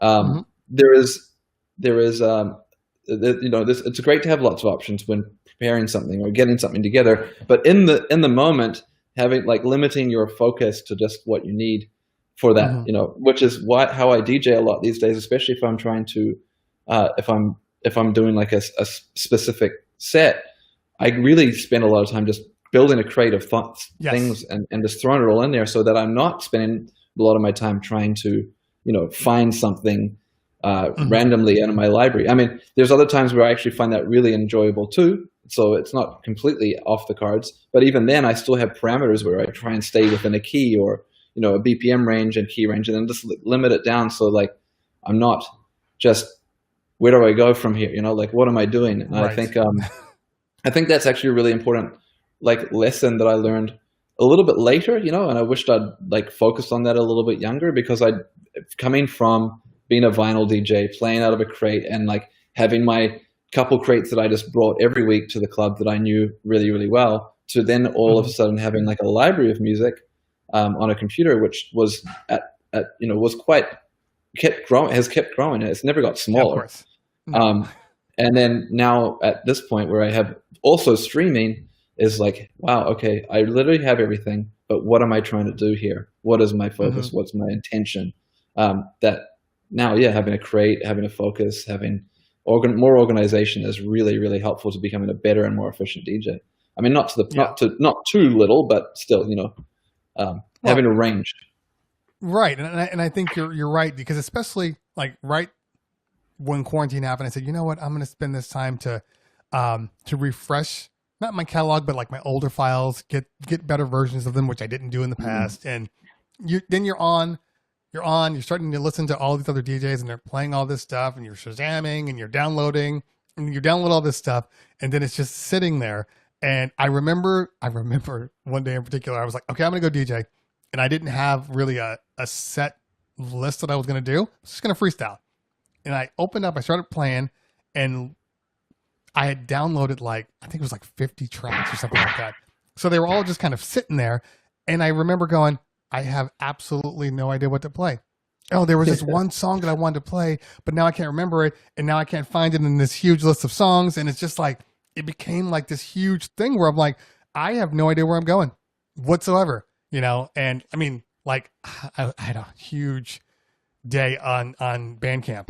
And I was like buying, crate digging, and I had all this stuff, and I hadn't listened to it. I listened to it when I was crate digging, and then I'm like, okay, I'm gonna play all this stuff tomorrow. And I got up, and I was just like, I have no idea. I have no idea what I'm playing right now. You know, so yeah, it's a funny thing. You can't have too much. It's like too much of a good thing. Totally. And I've started breaking out crates. I used to break out crates based upon like sort of like, okay, it's just hip hop, and I have those folders, but now I've started breaking them out like on vibe, you know? Yeah. So I'll have like a certain thing like, okay, K-Tronada vibes. That'll be in its actual crate, and everything that kind of sounds like K-Tronada is in there. Yeah. So I don't really have to think too much about it. You know, when you start to get too detailed, I find is when typically like when you because you can have too many crates. Oh You yeah, know, like where you can't find anything because it's just minutia. subcrates. You got to use the subcrates folder for that though. You got to use subcrates. Exactly. Yeah. Which, by the way, and for a lot of people that don't know this, is actually one of the best features of Serato, the subcrates. Because if you use Rekordbox, you'll know the subcrates are there, but they don't have that top down feature. So when you start a subcrate, if you have that hip hop, you can just click on that top folder and have everything in there. You can't do that in Rekordbox. I'm surprised to hear that. When I saw that in your video, I was quite shocked. That seems like such an important thing that I use all the time. Like I have a regular gig, and I just throw like all of the. Every time I create a crate, I just throw it in there, and I know that this is going to have everything in it. So if I ever need to just freestyle, I can go there. But even going one step further is also cue pointing. Like I've been getting really hard into my going really hard into my cue points these days because knowing like the parts of the songs, it's not so much to jump to it and actually use the cue point to get to it, but using it as a marker of a way of indicating and writing some detail into the cue point tag. Where to mix out, what's going on, all of those things. Yeah. So now now I really go hard. I've always got first downbeat. I got when the vocal comes in. I've always got the chorus, and I've always got bridges, and all these like parts of the songs, outro, and always like a mixed part or whatever. So it just takes the stress off, and you're like, oh, I know exactly what's going on. I've spent that time with the song where I've actually listened to it, and I think that, man, I think I need to make a top 5 video on that or something. Well, it's funny. I keep saying I'm going to make a cue point video, and I keep forgetting. But a lot of people don't even realize, first off, there's 2 different layouts for cue points. And a lot of people don't know that too, that you can switch to the performance layout, which is far better. It actually matches your mixer, so it's easier to see things. But one of the biggest things that people don't do, they don't label their cue points. They're still using 1 through 8. You can name them whatever you want. So if you know that your cue point 2 is actually a snare in versus the part of the vocal, you should probably put in there snare in vocal. And then you'll know exactly what's going on. Like people, I always tell people, read the manual, but like there's so many powerful things in software that we don't even tap into, that's theirs. So cue points are huge, and you have 8 of them. Use them. Yeah, use them all. Hey, I'm just going to move upstairs, but we can still talk and move at the same time. Gotcha. I just wanted to quickly say while we're doing this move, I saw Mighty Rel in the chat. Shout out to Mighty Rel, and also you mentioned Greg Murray's in there. He's talking about stems, and I don't know if that's on your agenda already, Terry, but. Cleveland, we can talk about it. We can talk about it. I feel like it's probably worth just touching on it because it's something that a lot of people have been asking about, and I feel like it's probably worth just touching on really quick because I think it's obviously it's another programs. It's in some of it's in case you don't know what I'm talking about. Well, I know you know what I'm talking about, but yes, stems have been in Tractor for a long time. They had that stems feature where basically you could download stems that they had or they had access to that people kind of, I guess, gave or like, open source something. But the new one that everyone's using, the VDJ one or whatever, is all from this open source algorithm that lots of companies are algorithm have it, VDJ have it, but they call it different things, but it's still based off this open source code base. So speaking on that, it's definitely something that's in discussion and we're thinking about, and we probably will put it in at some point, but it's more what's the application, who's going to use this, what are you going to do with it? And I've been speaking to a couple of artists and friends and like what are the things that are really important to people with stems. And I think that at the end of the day, if it's going to be in Serato DJ, it needs to be really like practical, you know what I mean? Like it needs to be really useful. And I think unfortunately we've seen with things that we put a lot of time and money into just doesn't get used. I think Flip is a shame that people don't use Flip more often. I really love Flip personally, but you can't tell people what they should or shouldn't be doing. They're going to come to it on their own. And stems is exactly that same thing. I think a lot of people are like, yeah, this seems really great. I'm totally going to use it. But how many people are going to use it and how are they going to use it? Because I can see a couple of use cases. I'm sure you can too. Like, it'd be great to have a drum break. It'd be great to have an a cappella on any song. But we got to think about how good is it going to sound? Is it going to sound good? And is it, the audio quality going to be to a standard there where people are going to be happy to hear that on a nightclub? Because I'll tell you what, man, I've heard some DIYs and they are awful. And then, the same, obviously it's going to get better. So it's like more about when do you get in on that? When it's really good, because I feel like right now it's still such an early stage in stems. This is just my opinion. And this is, not Serato's opinion, of course, it's just my opinion, but it feels like we need to get to a better point with stems, the audio quality, before I'd ever want to use it to DJ with. Maybe in Serato Studio, or like as a plugin or something in a production where I could spend the time to kind of tweak it and get like a little reverb or EQ in it just to get it right. But on a DJ set, I still can't really understand how I'd use it if it's just the standard of quality that it is at the moment. Yeah. What's your thoughts on that? I'm going to agree 100%. And I've actually, I did a stream with my son about 2 weeks ago, and I said, I'm going to use, God, I'm trying to blank, virtual DJ, just to kind of check it out. So I'm going to use the stems thing. And when it works, it's the most amazing algorithm you'll ever use. But when it doesn't work, it's so incredibly frustrating that you almost never want to touch it again. And for me, the only reason that I would use stems is for two reasons. One, to, again, like you said, have that breakbeat or have the acapella that I can kind of scratch over and do cool things with.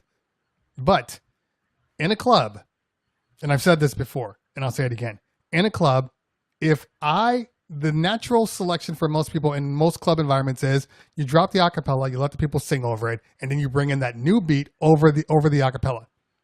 If I bring in the acapella and it sounds like garbage, people are not only not going to sing, they're going to be like, what is this crappy version? The speakers, all that stuff is going to be out there. And that was the thing that I noticed on certain songs. And for a DJ, that does a lot of hip hop, it struggles with it. I don't care what anybody says. It seems to do much better with like live instruments, like a live band. It does considerably better. But with hip hop stuff, with EDM stuff, where it's compressed to hell because that's just the way we make music nowadays. It's really hard to kind of separate out those frequencies. But if you're playing the old school stuff, I found the old school stuff works really, really well. That's dope. But it's not there yet. I need to know exactly. And it would be great if I just said, I'm going to go a cappella, and then it went a cappella, and there were no issues. But because I don't know, I have to basically like pre-test every song that I do it with. It kind of, for me, it kind of removes some of the joy out of it. Yeah. Knowing that, okay, I'm going to drop that a cappella out, so now I'm just have the instrumental, and it sounds like a muddled, garbage. It's like that, and I don't even know that it's happening until I do it. I can't have that. Yeah, I need to have some sort of understanding. and saying that, like when the technology does get there, because it's technology, it's going to get better. Then 100%, it'll be great. It'll be fantastic, and I really can't wait for that. Like I think the concept of it is really great and fantastic and amazing. It just hasn't got there yet. But I do see the benefit of having it in a production software. Just as I was saying again, because then I could just make it, take the low ends out, put a little verb, a little delay to kind of make it sound a little, pretty it up a bit, because there's only so much you can do with polishing a turd, you know what I mean? It's still going to be shit.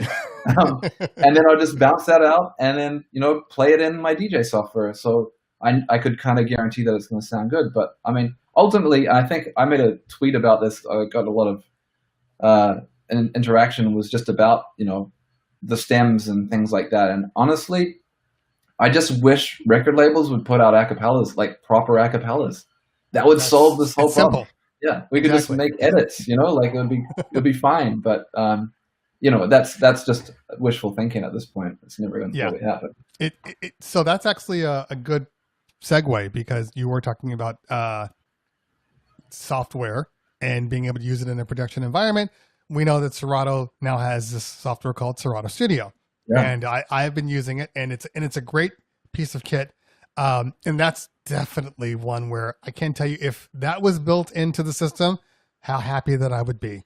Because that's the only thing that I'm struggling with is like, oh, I got to try to find this acapella. It'd be really cool to make this edit, but I can't find the acapella anywhere.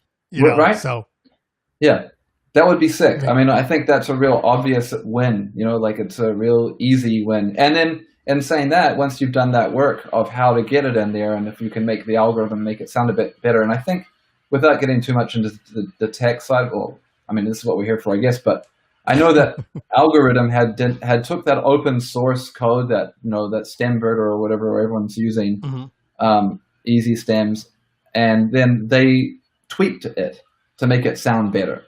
I think that's ultimately what we'd have to do. What Serato, like hypothetically speaking, would do is we'd take that, spend the time, you know, researching, figuring out how to make it sound better, and then probably put it into something like Serato Studio, and then if it works. Then once we've done that work, we'd obviously understand how to get it into our other software if we needed to. So it's just a matter of spending the time. And you know, that's exactly like how, you know, key detection works. That was all open source too. Everyone used the same source code and then tweaked it their own way to get it, you know, right. Right. Right. So obviously we have Serato DJ Pro, and then you come out with an application called Serato Sample, which can be used in your DAW of choice. And then you moved over to Serato Studio. So, you know, what is the future for Serato? Because now you have your hands in a little bit of everything. And by the way, Mojack's in the house. What's going on, fam? Good to see you. So yeah, can you talk a little bit about kind of the future of Serato? I know whatever you can talk about, obviously. Yeah, I mean, it's Serato Studio is a major focus for the company, and it's pretty clear that what's happening is, you know, I mean, what's always been the case is you've got people that DJ, and you've got people that take the information and the learnings that they've taken from DJing other people's songs, and then try and make their own versions of either existing songs or new songs, and that will always be. I mean, shoot, you know, let's go back to the Beatles. They were a band that did cover songs, and they played in pubs, and then they wrote their own songs. And it's exactly the same formula that a DJ does. You're playing other people's music, you're seeing what's working, and then you want to make something, whether it's a remix or an edit or, you know, your own music. And that's a great position to be in. You've got a leg up on anyone who's just sitting in their bedroom. You can really understand and see how people are reacting when it's not under lockdown. But you know, Serato Studio and Serato DJ are totally, you know, things that are complementary to each other. So we're going to continue to work with Serato Sample and Serato Studio and Serato DJ all together. And the best thing about that whole ecosystem is that you do, like I was saying, kind of with the stems, you do one thing in one program, all the development and technology can then be applied to another program. So just in the same way that pitch and time is throughout all the Serato products, you'll be able to see other things like that, and things like the library. You know, we can roll out in a program that's not as risky to you know, put a new library in something like Serato Studio as it is in Serato DJ. So you'll see that, you know, you basically will create, you know, you put development resource in one thing that can then be applied and makes sense to see it, and lots of other things. So yeah, hopefully you'll see like just lots more really interesting you know, features that work for both platforms, and they work better together. I mean, already one of the things that you know, I mean, obviously I'm biased and I use Serato Studio because I work for Serato, but as a producer who has, you know, used Ableton for years, and don't get me wrong, I love Ableton. I will still use Ableton for certain things, and you know, obviously it does a lot more that Serato Studio doesn't do with obvious things like recording, but making an edit and making like just a blend of two songs, or you know, chopping up audio in Ableton versus doing something that already got cue pointed, already got beat gridded in Serato DJ, and then doing it in Serato Studio is just so much faster. And that's, for me, the winning combo there for what I'm trying to do. You know, I'm trying to just put, you know, a couple of things and edit a song together, put an a cappella, and I've got all the cue points already marked. I can just throw it down. Everything syncs up. All the beat grids right. I don't have to warp anything. I mean, warping and just finding and editing in Ableton is the thing that takes the most time for me. Whereas Serato Studio, accelerates that whole process. So yeah, that kind of connection is really important. And, later on, hopefully we'll see things, for more of a DJ side of things where you're trying to maybe make a mixtape. I think we've already developed things like that with Ableton in the past. So it's already in the library, we can already start doing those things again. So hopefully you'll see things like that. What was the Ableton? The bridge? Right now there's Ableton. Yes. That broke my heart when you guys, when it was removed. Yeah. They're like, this is perfect. This is exactly what I always wanted. And then, sorry, we're not supporting it anymore. I'm just like, I don't get it. I don't get it. This is the best thing. Yeah. Well, to be honest, it didn't really work that well. I wished it did better when it was out, and I used it a couple times, and I was like, oh, I see the future. But ultimately, we're talking Scratch Live Day. There was no way of knowing and sending information of, there's no sync in Scratch Live, things like that, which are now all developed in Serato DJ, make those sort of concepts way better. So we'll see. I mean, it's one of those things that I'm not really in control of, but I definitely wish we would do that too. As a fan of the company, and as somebody who works at the company, there's things that I want to see, but they may not always happen. Yeah, exactly. DJ Reggie Ward said, "Can I ask if there are plans to improve their file?" Wait, this has got to be iPhone. This can't be what we're talking about. I see there's an iPhone chat happening here. Yeah, but so DJ Reggie Ward might be talking about them. Yeah, I mean, I think there's definitely, like, if you're referring to the Serato DJ library, there's definitely some investigation in how we can make things better. I mean, the one thing I think that everybody has wanted for a long time, and I think the one thing that we really want to put in is the watch folder, the kind of ability to remove iTunes from the situation. So you basically just load your songs in, and then it reads from wherever it is, so you don't have to manually drag it in. And the funny thing is, actually, there's already that functionality in Serato. There's a folder called the auto import folder, which lives in the Serato folder in your music directory. And if you set that as your downloads location for or your music downloads in a browser, right? Anytime you put music in there and then you open up Serato, it automatically imports it and puts it in the imported folder. So there is kind of there's that functionality already. But yes, expanding on that, Reggie. DJ Reggie Ward, we will hopefully see that in the future. Again, this all kind of relies on us updating the library, which is something that we've been working on for a long time. So again, it's a delicate part of the software code, so we don't want to mess it up. Do you want to briefly talk about phase HID? I mean, there's not really much to say, unfortunately. Right. I know that. I mean, it's definitely been worked on. Confidentially. I mean, it's really a matter of two companies working together. So, we've only got so much time to work on certain things, and certain things have to get moved around. But we need Phase to do their part, and we need to do our part. And looks like we're all working really hard, and we already know that a lot of people really, really want that. I mean, I want that too, and I know that I've seen we've all seen how it can be. I have that same beta that everyone saw at NAMM, and right. As soon as that's got all the kinks worked out, then we're good. And I know that it's just kind of like a communication thing. Just needs to kind of be, be figured out. And I think it's just a matter of time. I mean, with the BeatSource and Beatport thing, that was a priority that we had to get out at a certain date. So we've done that, and so you'll see that phase of HID will probably be the next thing in the next year. Let's see. I'm going through these things, so I'm just throwing it out there. 916 Junglist, what's going on, fam? Good to see you. Asks for a Serato refresh button. Which I would have to agree with. That would be great. That's for the library as well, though, right?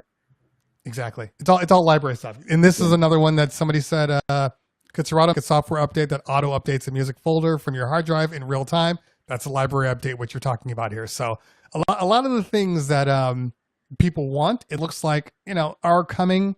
It's just more of a slow and steady type thing versus a complete changeover. Because it's like everybody always wants all of these changes, but then they don't realize that sometimes to make those changes, you might have to make some compromises on other things. And then that compromise, they lose something that they used to love, and now it's another issue. So they have to take it slow because, they might come out with something and it's like, their main guys, 30% of them are like, we hate this. And now they have to figure out a way to adjust to it. So it does happen. It does happen. But I guess, and in all fairness, it is coming, and all these things, Mike Beats, all the library-related things are things that we definitely want to put in.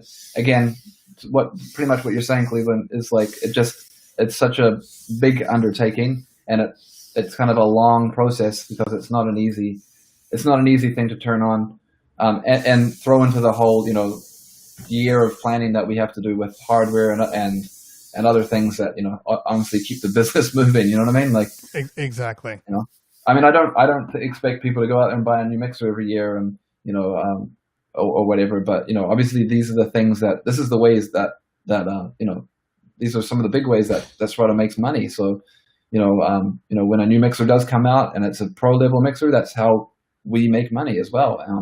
And, if you buy a license, it's how Serato makes money. And all those things are really helpful to keeping the company moving. And unfortunately, Serato's never charged for an update for, from the beginning of time, which is, pretty crazy when you think about it. I almost made a video once and then I stopped. And I said, Serato is kind of in this weird catch-22, and they're a lot like Microsoft. So they've come out with a product that everybody uses, but because it's built into hardware, there's no room for any potential growth. So they're stuck having to try to find new ways to generate income, to generate revenue. And so that's when you get things like, the Serato Studios and the samples and the expansion packs and all of these things, because if not, there's no way that they could continue to run a business when once the product is bought, the money's gone. Yeah. You need residual income, and there's only one way to do that, and that's to have these a la carte options. So I can completely understand. And a lot of people, look, a company like Pioneer with the Record Box software, you have to think of it like Apple and the MacBook, or just Apple computers. They can do everything they want and give it away for free because they really only care about you making the purchase of the hardware. The hardware is where the money is. It's not the software. So there's just a difference of attitude of company ideas that you're both doing. You're making money off of the a la carte and the licensing, obviously, but like a Pioneer cares about the hardware sales. So you're both doing the same thing. They're just absorbing it into the cost of their hardware.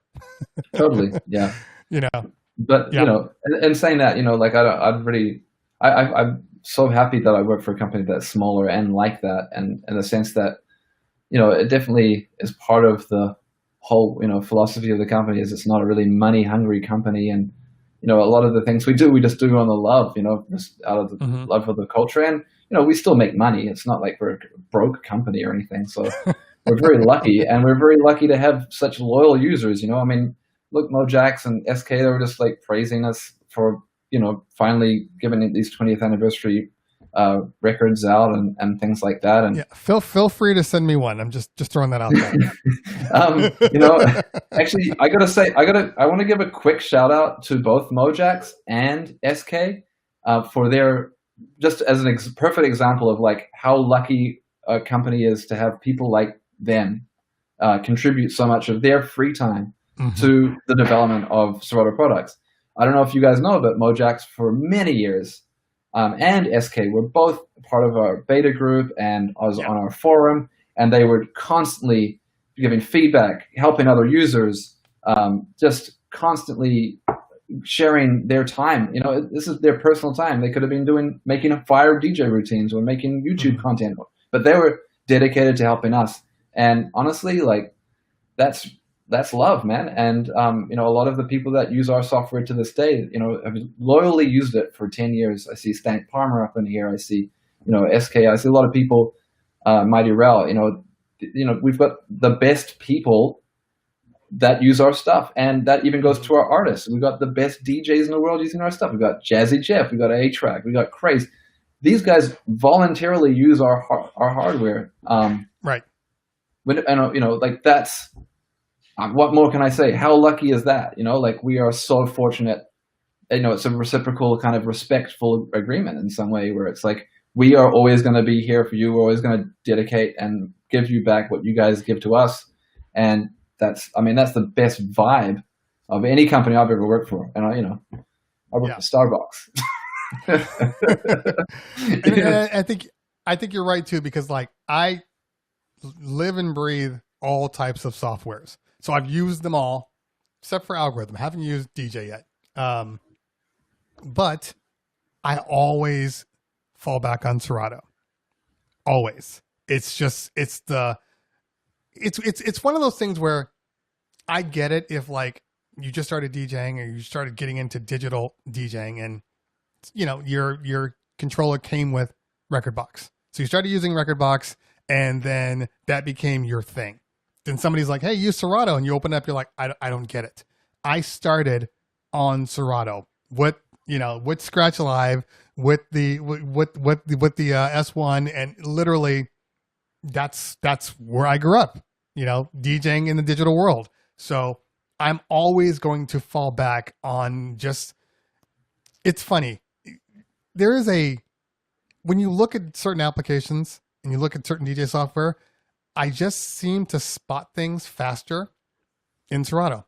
Like That's just awesome. getting through crates. Like I know where things are and they are because my eye just naturally goes to it. And it's some of those things that you just kind of get used to. And I've tried other softwares. That's the one thing I will say. Not the one thing, obviously. It would be pretty bad if it was like the best thing you guys have are icons. That's the best thing. No, but for real, like honestly, all that information we got from people that used the software, and it was through the forum. It was through people like you and SK and Mojax and the hundreds of people that were voluntarily giving that feedback. And then luckily we just have a company on our side that's like, yeah, that makes sense. We should do that. Oh my God, that of course, which is really the way it should work. You know what I mean? Right. But it's interesting that you brought up the forums, because I will say this: I periodically go to the forums, and I can remember the forums during the Scratch Live days. There was a lot of traffic, like all the time. Those things were full of new comments, new posts every day. I went on a couple of days ago, and I was like, "This isn't anywhere near the way it used to be. The community's still there, but you don't see as many posts as you used to, especially with like technical issues." And that's something that you guys can take in and say, oh wow, it sucks that we don't have as many people on here, but it's great that people are not having as many problems. You know what I mean? Like the product just works now. And because I noticed, like I was posting this, like the responses are slower now. Like there's just not as much there because you don't need it because the software works. So that's a testament. Yeah, I mean, good job. I mean, also I should let you know that a lot of our support stuff has gone into the Zendesk forum. I mean, like most support companies, but yeah, and that allows also for less kind of like long threads where it's just people going back and forth about what computer, what OS are you on? If you stole the drivers, did you restart? But yeah, I see Green Lantern is in here, man. Shout out Green Lantern. I got to go to a Nando's for you, man. I love Green Lantern. But it's great to honestly, it's just great to know like that, seeing people that talk about the fact that they had good support, they had a good experience. I mean, that's still something we invest a lot in, as a company as well, to make sure that not only is our artists taken care of, but also like that our customers are taken care of as well. And that I think it's still it's still the probably the main focus. One of the bigger part of obviously the development is the biggest part of our company, but next to that, like supporting our customers and supporting our artists is still like one of the biggest departments and highest hires of the whole company. And that's, I think about other companies. I'm not trying to throw shade or diss any other companies, but one of the things that always stands out is like people know who we are. Like SK knows who I am. Green Lantern, they know who I am. They can call me up and I'll help them. And I just don't. I'm sure there's other people at other companies that are like that, but I just don't know if it's the same level or what. But I'm so fortunate to be able to help these people, and I'm so grateful to be in a position that I get to do that job. I get to work with my heroes. You know what I mean? Like that's wild. Literally the reason why I started DJing, I get to help the people that inspired me, and I learn a lot, and it's amazing. And it's great to be able to provide that service. You know what I mean? What a great privilege. Here's a sidebar. Out of all the people, and I'm not going to ask that question. I'm like, who's the biggest asshole? No, I don't even think it's like that. Honestly, they come and go, and they're never who you think they are. It's never going to be a big name. Honestly, all the big people, all the really successful people, I really feel like they're successful for a reason. Of course, and they all work really hard. That's the easiest thing to say about the real hugely influential people that we work with. They're all amazing people. They're inspirational people, and that's why they are where they are. Look at Jeff, man. Like, think about that guy. Like, think about that guy's career. Like, what he does. Like, that dude has a retreat at his house where he invites people to his house. I wouldn't do that. There's no way I'd do that. That guy is so generous, and he just has shares this knowledge. He creates a platform for people just to share and be open. And it's not even like some weird, like, you got to earn this amount of money or you got to have this many followers. It's just like, I like you. You should come to my house. Come to my house and hang out with other people. There's no rhyme or reason for it. It's just like, I don't know if you guys know what I'm talking about, but the playlist retreat is just like this thing where this guy is just surrounding himself with people that he cares about. And I think about, even people like A-Track and what he's doing with Fool's Gold and his constant like outreach to the community. Like, he's constantly texting and talking about tweeting stuff, and that's relevant to us. And, everyone, you got to appreciate those guys are all there because they really love music and they really are dedicated to it. And that's what it takes to dedicate yourself like that. Jazzy Jeff's retreat is like the Playboy Grotto. Like, everybody wants to get in it, but nobody can. But every time I see it, I'm just like, oh man, one day, just to be on a fly on a wall. So have you gone though? Dude, I've been to every one. Have you? Yeah. Even the first day I had to do presentations at all of them. And I remember the first one that I went to, the first thing I said, I was like, hey, I just want to say, like, not to be weird or anything, but this is just a bit crazy that I am even trying to tell you guys about anything, because everything that you guys created everything that I love about music. We're talking DJ Scratch was there. I made one of my favorite beats of all time. Give me some more. You know what I mean? Like, he's made untold beats, and you've got Lord Finesse and Questlove, and, you're just like, what can I even offer you? But somehow they want to know about Serato stuff, and I was able to tell them things, and they asked questions, and it worked out.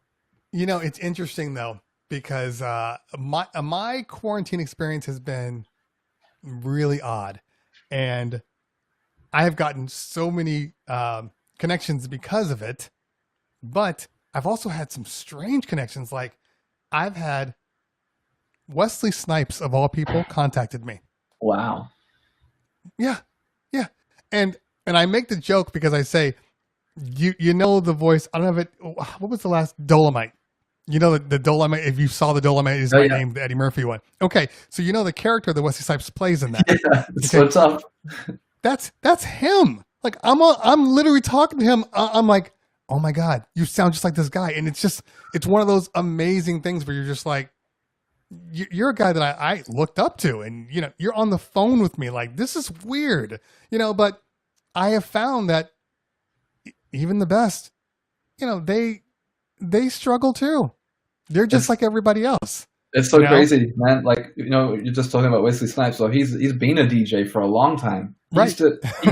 It's funny because I see everyone talking about Blade. So Blade was shot going back in the day. So there's been a movie scene in Vancouver for a long time, Hollywood North. Mm-hmm. Wesley shot Blade in Vancouver, and I used to work at a record store, and Wesley would come in and just buy mad records. So the dude has been a DJ for a long time. So what did he reach out to you about? What was he asking about? He was asking about streaming services, because I did that video about streaming to IG. So he wanted to talk about that, and it was just odd because he wanted to talk about it and kind of pick my brain and figure out, what they could do. Because Wesley Snipes is a very, very well-rounded person. A lot of people don't know that. Like, they see him on the movies, they think he's just that one guy. But like you just said, he's a DJ.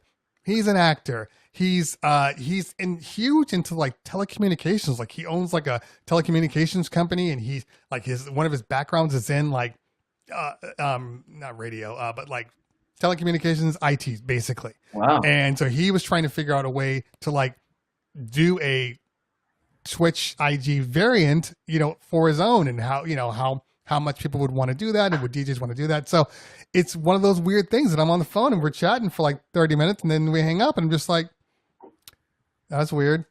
Just talk to like, what do you do? But let me ask you this: does he use Serato? Oh, I did not ask him that. That's hilarious. All right. But I've had a crazy Twitch stream, right?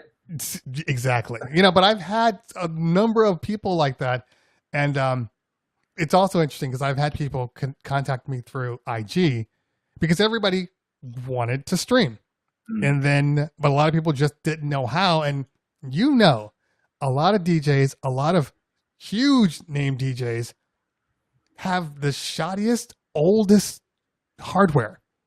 It's like tried and true. They know it works, and it's what they use. And then they get there like, well, how do I get to this? How do I get to that? And I had people like, hey, I need you to call me. And I know a lot of DJs, but I don't know every single DJ. I don't know tour DJ for this person or whatever. And I'm just like, okay, I'm not randomly calling anybody. And then I start to look at their stuff. I'm like, okay, there's like 80,000 followers, or the Redman's DJ, they're this guy's DJ, but they have these expectations. That's why I was asking you, are some like, which ones are the biggest assholes? Because some people kind of expect you, just because they are who they are, for you to just stop what you're doing and just like handle them, Yeah. And I'm like, I don't know who you are. One guy in particular, I'm not going to name names, but he was contacting me, and I'm just like, look, I don't really know you, blah, blah, blah. This was early on, before, because like now I get it. People look to me for information, but before, I was just a YouTube guy. Nobody contacted me through all these other sources. And then I said, look, he goes, well, I need you to call me. And I'm like, look, I don't really know you. Can we do this through IG? Can you just text? Because a lot of times, if people just write it out, I can figure it out right from there. I don't need to have a conversation with you to tell me, you need to press this button. Yeah. And so I said, can you do that? And then all of a sudden he disappeared. And I go to his Instagram because I'm like, you know what? I have time now. Let me try to make this phone call. So I go to the Instagram, and it's nowhere to be found.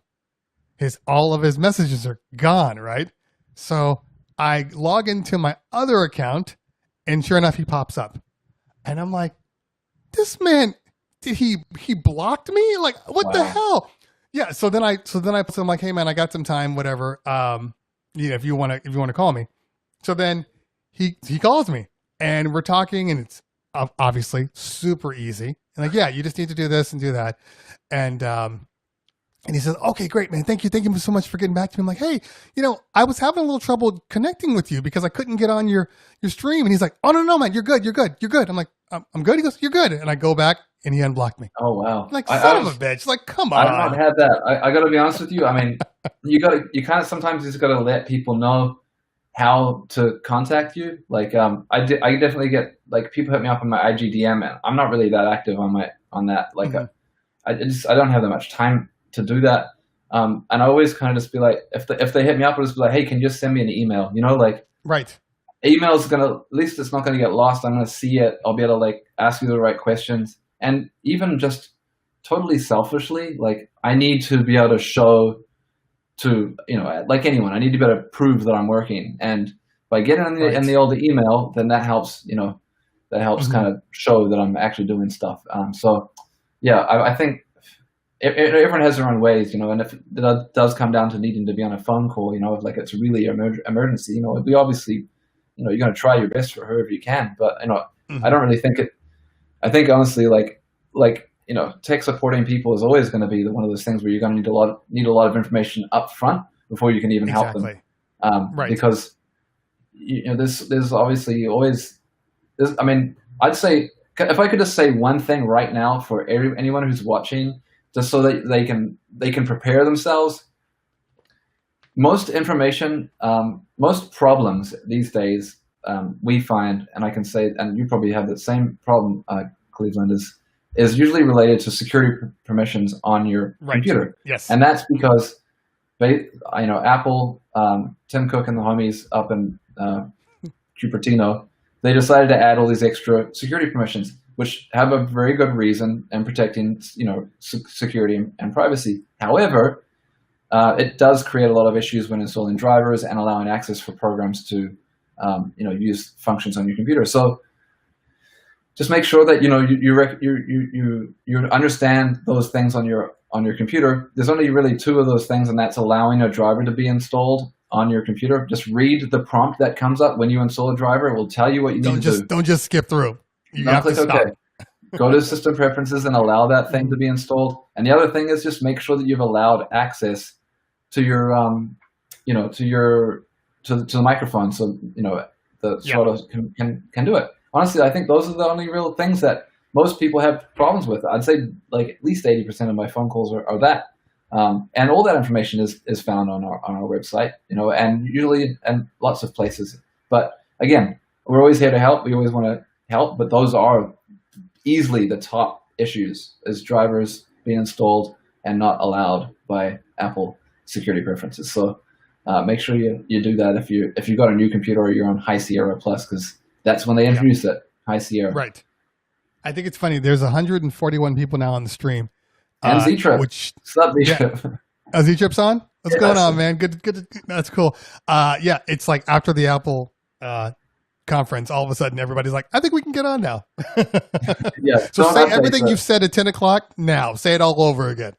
Right. Well, also don't update Big Sur right now. That's definitely not the move. But yeah, make sure you check your security preferences. I mean, it's just like it's just the one thing I see so much, and it's really, I really wish, I wish more people knew about it. It's like what we were saying back at the beginning. It's like making sure people have the right information and not the wrong hearsay. Because there is a lot of wrong information out there. Yeah. You know, and look, I've even given out some information that I didn't either. I was flying through a review and there was one little thing that I didn't know that existed. It happens. We're human, but we really do want to try to give the most accurate information as possible, because you can be life and death for certain people. Not life and death. You know what I'm saying? Now, you know, we talked a little bit about the culture and Serato's influence on the culture. Let's talk a little bit about your shift to Twitch. And what I find interesting, because actually, if you look on your Facebook or your IG post, and it's like, people have been asking where to stream to. We're streaming on Twitch. And it's interesting that you guys would put that out there, knowing that technically it's not really legal. You know what I mean? Right. But it's like you guys are confident. No, Twitch is where it's at. This is where we're going to be. So talk a little bit about, like, because you've had some amazing people on and, you know, some pretty impressive numbers. Can you talk a little bit about that? Like what started that? When did you decide that that's what you guys kind of wanted to do? Why did you decide to focus on Twitch, you know, et cetera? I don't want to take all the credit for it, but it's all started at the beginning of the COVID, you know, and I think I think you and I both made a little bit of content just around streaming, and I did one just about the Roland, you know, Go mixer, as I was just thinking, oh, this is going to be great. I've had one of these things and I've tried it out. I've used it for various things. And it's always been super easy for me to get into streaming using that thing. But I never really took streaming regularly that seriously. And then I just was thinking, A-Track actually was like, I'm going to start streaming all the time. I need some help. Can you show me what to do? And I was like, okay, well, I'm pretty sure you have one of these mixes already, so you should just try to do that and go on Instagram or whatever. And then he's like, oh, great, that's really helpful. And I made that video because I knew other people were going to immediately hit me up about it. And then I was like, where should I be streaming to? Well, like, hey, if I was to do this regularly, where would you want to watch it? And a couple people were just like, Twitch. And I was like, what? Like, isn't that just for like gamers? I don't really game, I'm not really. I had Tony Hawk's Pro Skater back in the day, but I never put it online. I've never had a console. Yeah. So I was just like, oh, I don't really know what this is about. But I went on, and luckily there were already like a couple people that were doing it. Shout out to Nudes, DJ Noodles from the Bay. She was already streaming, and she had like a pretty good looking stream, and a couple other people. But it was, there wasn't a lot. You went into the music performance space, there wasn't a lot of people, but the people that were on there already kind of had a pretty good, decent understanding of how it worked. And I saw the chat was happening, and so I downloaded the app and I started streaming on my phone. And then I just said, hey, to the guys at Serato, hey, do we have a Twitch? And they were like, well, yeah, but we haven't touched it. We don't use it. And I was like, we should really do this. We need to make sure that we have it looking good. And they're like, okay, well, why don't you go up and tidy it up? And I was like, okay, I tidied it up. And then I was like, hey, we need to be on this. Like, we need to like make a plan. And luckily my boss, Scotty, he's a gamer and a DJ. And he was like, yeah, this is a good idea. And then, he was like, let's go, let's start doing some stuff. And I said, this is going to be great to be able to, because their legal stuff with the copyright is pretty loose, and they have that agreement where you shouldn't be, but you shouldn't be playing like copyright music, but they don't mute it, that you can stream, they don't take you down. And I was like, well, this is exactly what we need. This is the perfect platform. Yeah, like look, we've been doing illegal shit. DJing has always been about that, like let's be real, like right. So bootlegs and all that for years. I don't think it's anything new, but obviously, there's a fine line where you either go and just suffer the consequences, or or you just push the limit. And I guess at the moment, Twitch is still in this kind of, we're all in this kind of phase where it's still figuring it out, right? And I think Twitch is obviously invested in this DJ space and making it better. And shout out Mixcloud. I obviously love Mixcloud. I really wish they'd update their app, because I love actually listening to music, but their app never seems to work for me. And I do think, I do believe in paying rights holders their fees. I'm fully in support of that. And in fact, that's one of the great things about this BeatSource Beatport integration. They're paying people, Tidal's paying people, everyone's getting paid for their songs. Might not be much money, but they're getting paid. And I know that, I don't know for sure, but I hope that Twitch gets that stuff figured out. It's all there. And as long as they can, identify the songs and pay the rights holders, kind of like how YouTube does, that's cool with me. I think they've really figured out the economy and the platform for DJs to be able to perform on there and monetize for their performances and engage their audiences. So I think that's something where Mixcloud will need to spend some time working on it. And I think Mixcloud has the right concept. They just need to get their platform right. Whereas like Twitch have the platform already. They just need to get the legal shit. And I don't know which one's harder personally, but we well, technically it depends on who you ask, because Mixcloud would say it took them like 3 years to acquire all the licenses. And I think BeatSource went through the same thing. I don't know if it took that long, but I got to imagine that if you're a company like Twitch, who's owned by Amazon and Jeff Bezos, that you probably have a little bigger position, to make things happen. I can't call it. Yeah. But, so if he wants it, I think if there's an opportunity there, if they really want to do it. Yeah, and I just hope they do, because ultimately, at the end of the day, if you make a song, you should get paid for royalties. That's just Yes. that's how it should go. I fully support that. But I also think right now, DJs are doing some crazy, incredible, like creative stuff with Twitch, and I just love that, man. It's so exciting. Like I have to limit how much time I spend on there, but I just love seeing and getting inspired by, like, I see Maxwell in here. I see, like, he goes flying on birds on Twitch and shit. Like, you know what I mean? Like, it's some really creative stuff going on, and I just love that. I think that this kind of reminds me of, like, early MySpace, like SoundCloud time, where people were just there's really no rules, and people are at their most creative, and we'll just figure out the legal ramifications of this later. Because I mean, that always does. It always comes down to that. I just want to shout out. I see the real switch is on. Z-Trip, thank you for hanging out with us today. Stink Palmer, I know we saw DJ Stress in the house. DJ Alpha, those are the drawing a blank right now. I got their bag right here. Every time I say their name, I have to. Oh, the Jetpack. Say, those are my Jetpack guys right here. Great so stuff. every time I mention them, I bring up a bag. I actually have the bag attached to me at all times. Yeah. Who else we got on here? I know we got Stink, we got Mojax. We still have a Skate on. Kings and Queen Music. That's another Canada group. They're on here all the time. I love the straight out of Canada emote. I got to get that. Yeah. DJ Maxwell, Sir Lancelot. I'll get that right. I promise you. So yeah, a lot of people on here. Obviously a lot of DJs on here. And the question has actually come up. So, and I think Kings and Queens brought it up like an hour ago. Two questions. One, how do you decide who goes on, who streams? Because I know you have multiple days. I think you do a weekday one and you do a weekend one. Thursdays. How do you decide? And two, who decides who gets rated?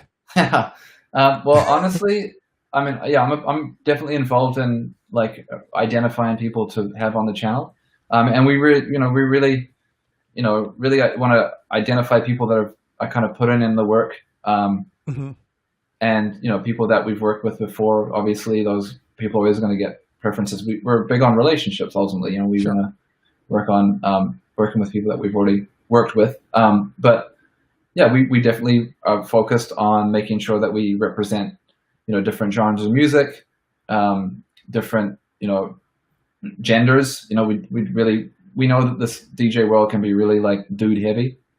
Yes. And one of the great things actually about Twitch is that there's lots of women, and they're doing a really great job of they have I guess I don't know what it is, but they have more visibility perhaps on it's a safer space. And I think, again, to the strengths of Twitch, actually they do a really great job of that.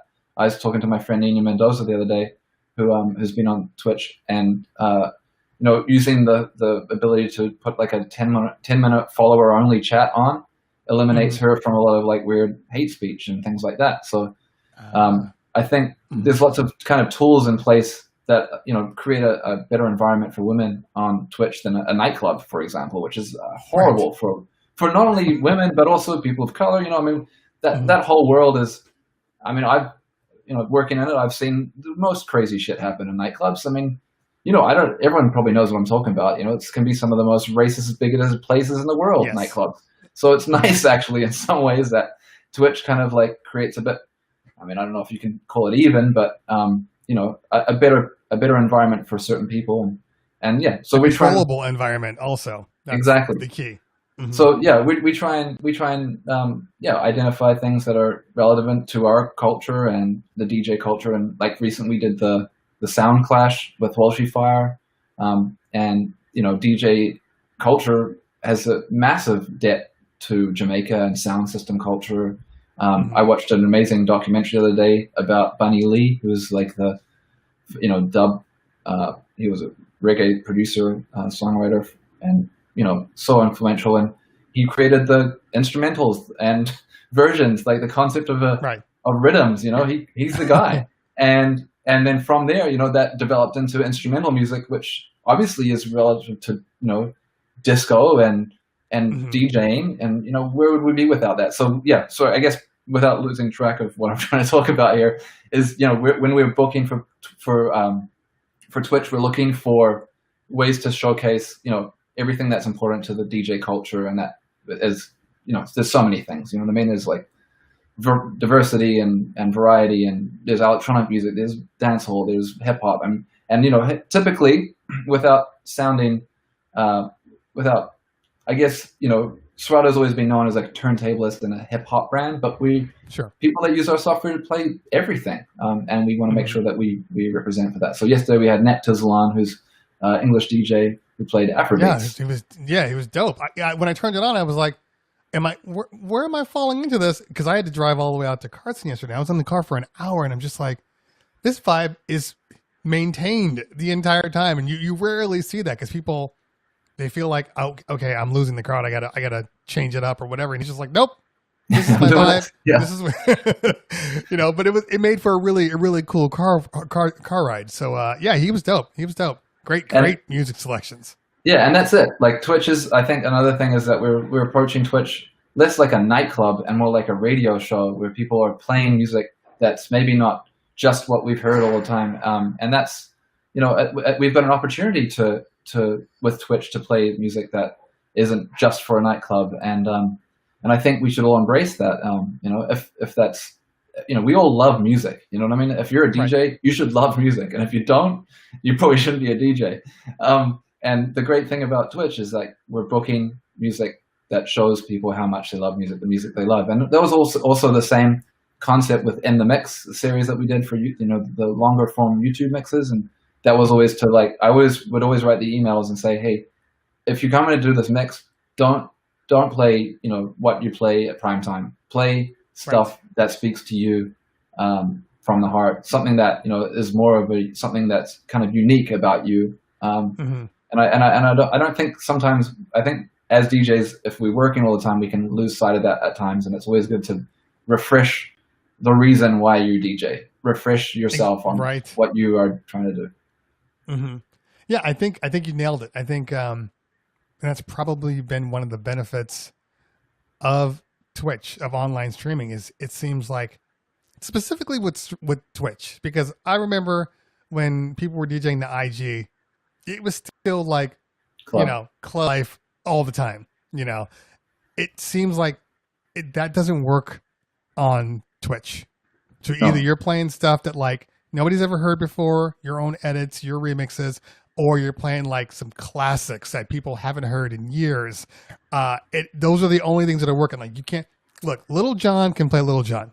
Okay, he's Little John. You go to Little John's channel. Yeah, exactly. That's what you're expecting to see. But anybody else that's playing Little John, I have found it's not working. I don't stay. Maybe I'm an anomaly, but I think a lot of people are like that. They're just like, we can get the club anywhere. We're here to hear what you have to offer. So I think Twitch has been amazing for that. And I think for a lot of people, there's, I'm an open format DJ. So depending on what I feel, the vibe is what I'm going to play that day. And I know a lot of people are like specific DJs. Like this is, I do EDM, I do Afro, like this is my thing. But I'm like, I'm all about vibe. So tomorrow might be something completely different than today. But the most important part is that it's authentic. And you know what I mean? I'm not like, okay, I need to do this disco theme because that's what I need to do. And now I'm going to play all the commercial disco. If I'm going to play a disco theme, it's going to be stuff that maybe you haven't heard before, and that's what Twitch has given us. It's given us a platform to be ourselves, and gotta love that. Yep. For now. Yeah. Until they kick us off. I don't think that's going to ever happen, which is great. I think luckily Jeff got the bankroll to handle any kind of legal shit if they need to. Yeah.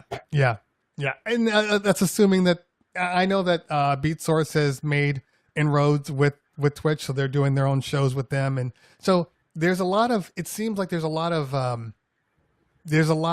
jockeying for position. So when it finally comes to the point where they can say, "We're ready," and they go to these licenses, and the licenses are like, license people are like, "Well, why should we do it with you?" It's like, because we're already working outside of your limits right now, providing people with music. We care about the music. It's not just like, hey, we can make money here, so we need your licenses. It's no, we love the culture.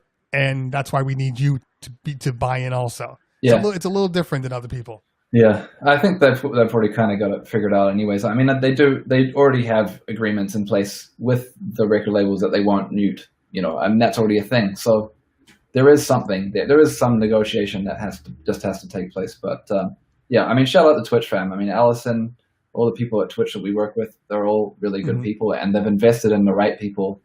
Just kind of like they've invested in DJs that know the culture, and I think you'll see that will ultimately grow. They're gonna I mean, the numbers are on the boards. We're all using it. You know what I mean? So as long as obviously they care, because they do care. If you really think about it, anybody that's making partner probably shouldn't be making partner doing illegal stuff. Right. Yeah. But they're like, nope, you're dope. We don't care. I mean, people like, and there are people that are doing kind of hybrid shows. Like, you had Bella on, Bella Fiasco, she's, did you have Bella on yet? We did. We had Bella twice, actually. She played our festival. That's what I thought. Yeah. Right. She was on the festival. Exactly. And, but she's first off, she's just dope. I mean, personality, DJing, everything about her is just like, okay. So I can clearly see why somebody like a Bella is somebody you want to have as a partner on your channel here. That's it.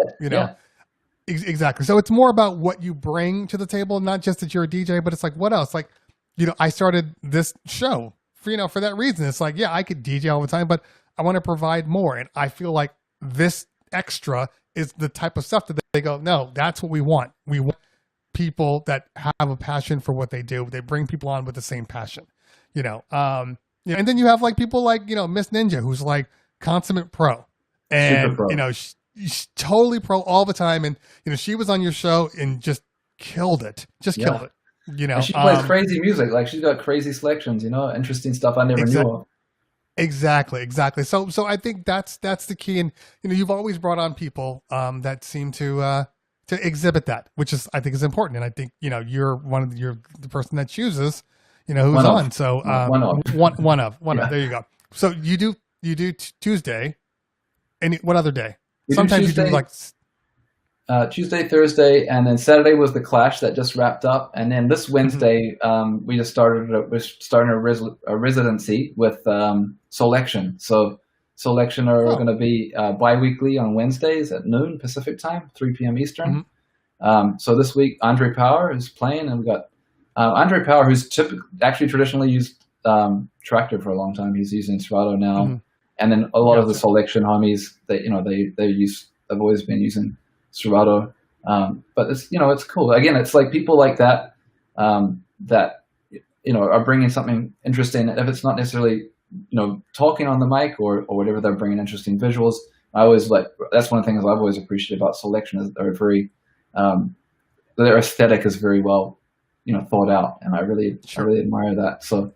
And they also do a great job of playing interesting music that I've never heard of, supporting emerging producers, and always, representing a diverse range of personalities and DJs, from different parts of the world. I think they do a really good job at that. And you also have your late night shows, where you have like employees DJing. Staff sessions? Yeah. I get it. Yeah, because we're all DJs, right? It's the motto. But I don't think I've seen you on yet. Have you been on? I did one. Yeah, low key. How long ago? Low key. Exactly. Because I don't remember seeing that on there. I try to make it a point to check it out every so often.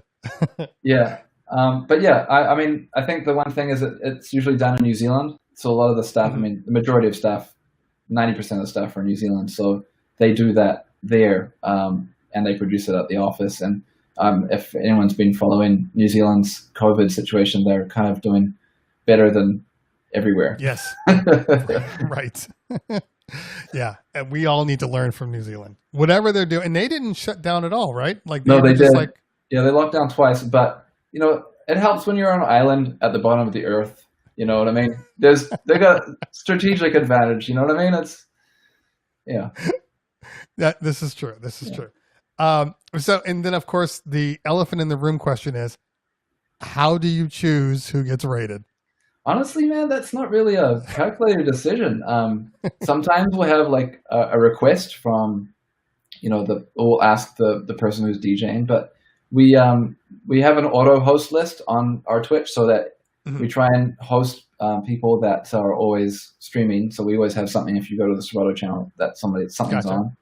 on. But then we're kind of just like whoever's on, like who is on, who's going to be the best vibe from going from this person to this person. So if you're playing like reggae or something, and the guy before is playing like raging EDM, we're probably not going to go to the reggae channel. You know what I mean? If you're playing raging EDM and the person's playing like, I don't know, beats or something, I don't know. It's just it's just got to make sense. If it's a podcast, we're probably not going to rate a podcast.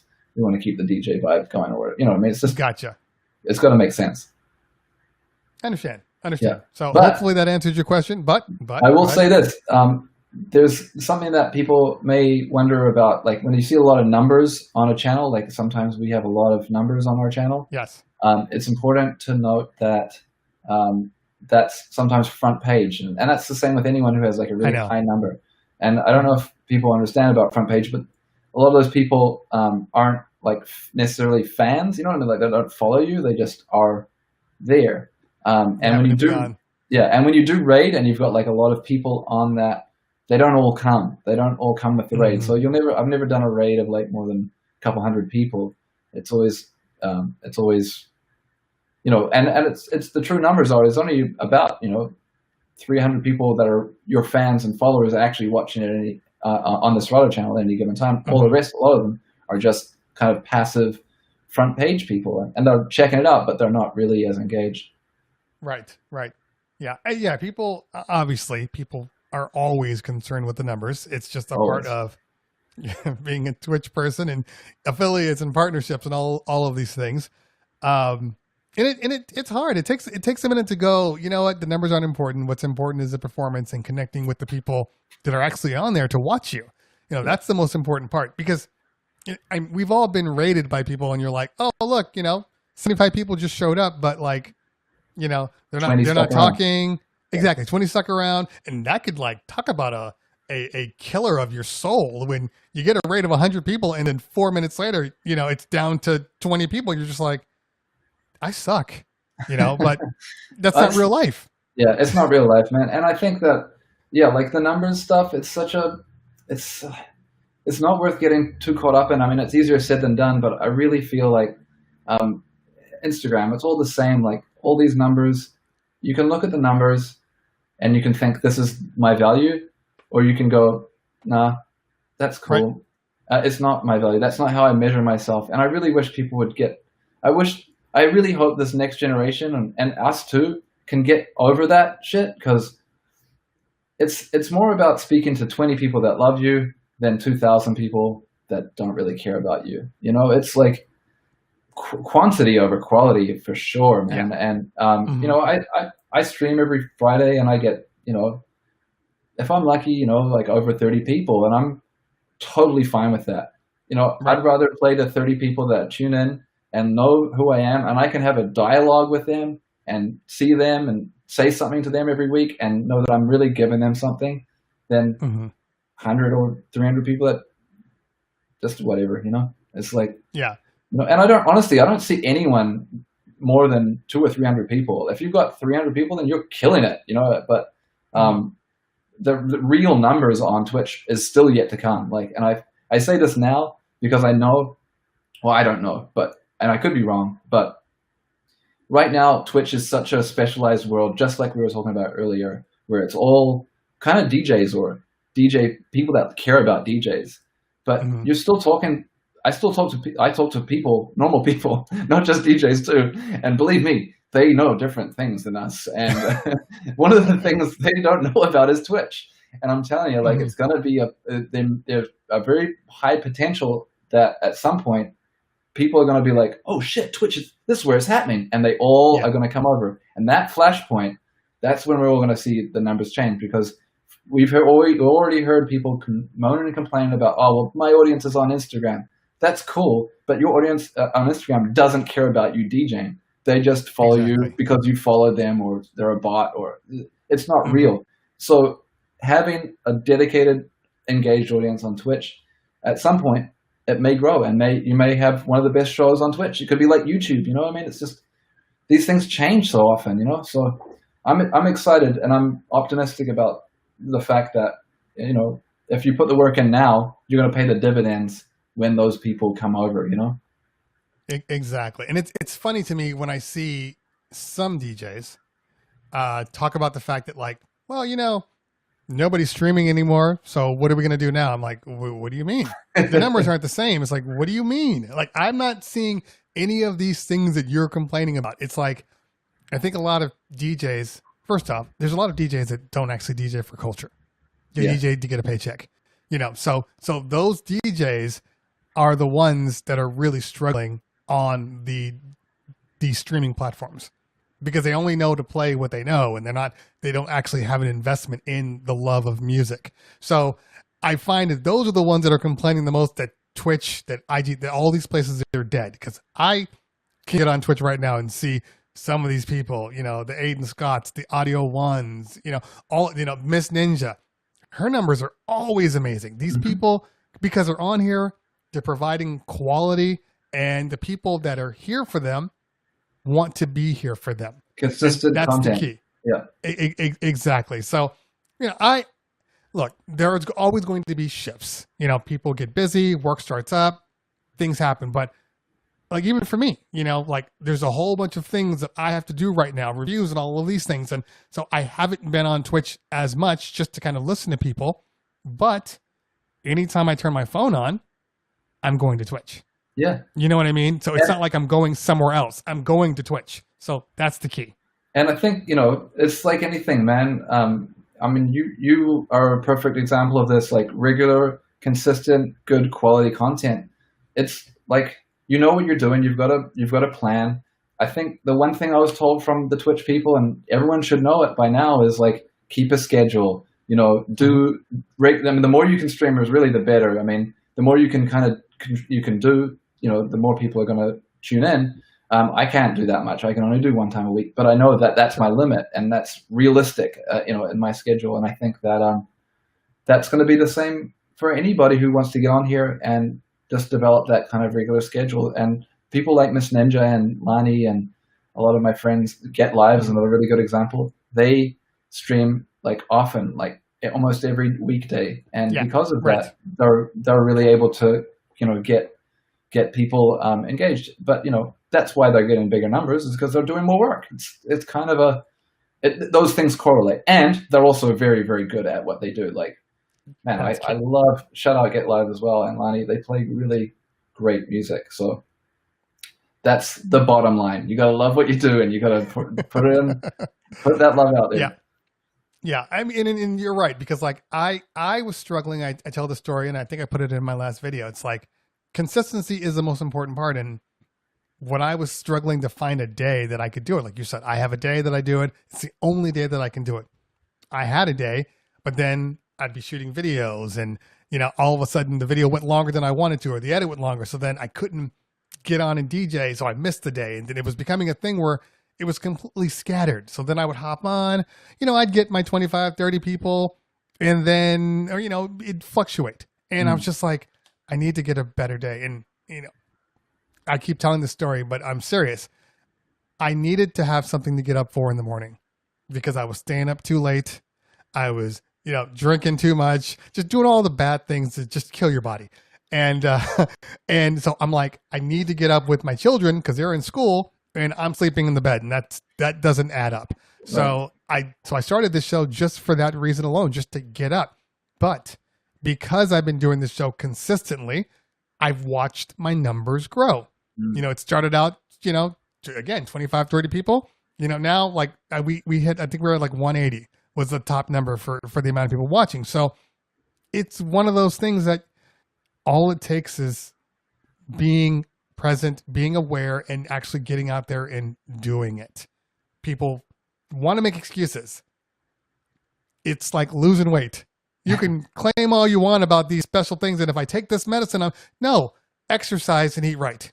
Yeah. If you do that consistently, you're going to be fine. You know, and that's kind of the way it is on Twitch. You have to exercise being out here, producing content.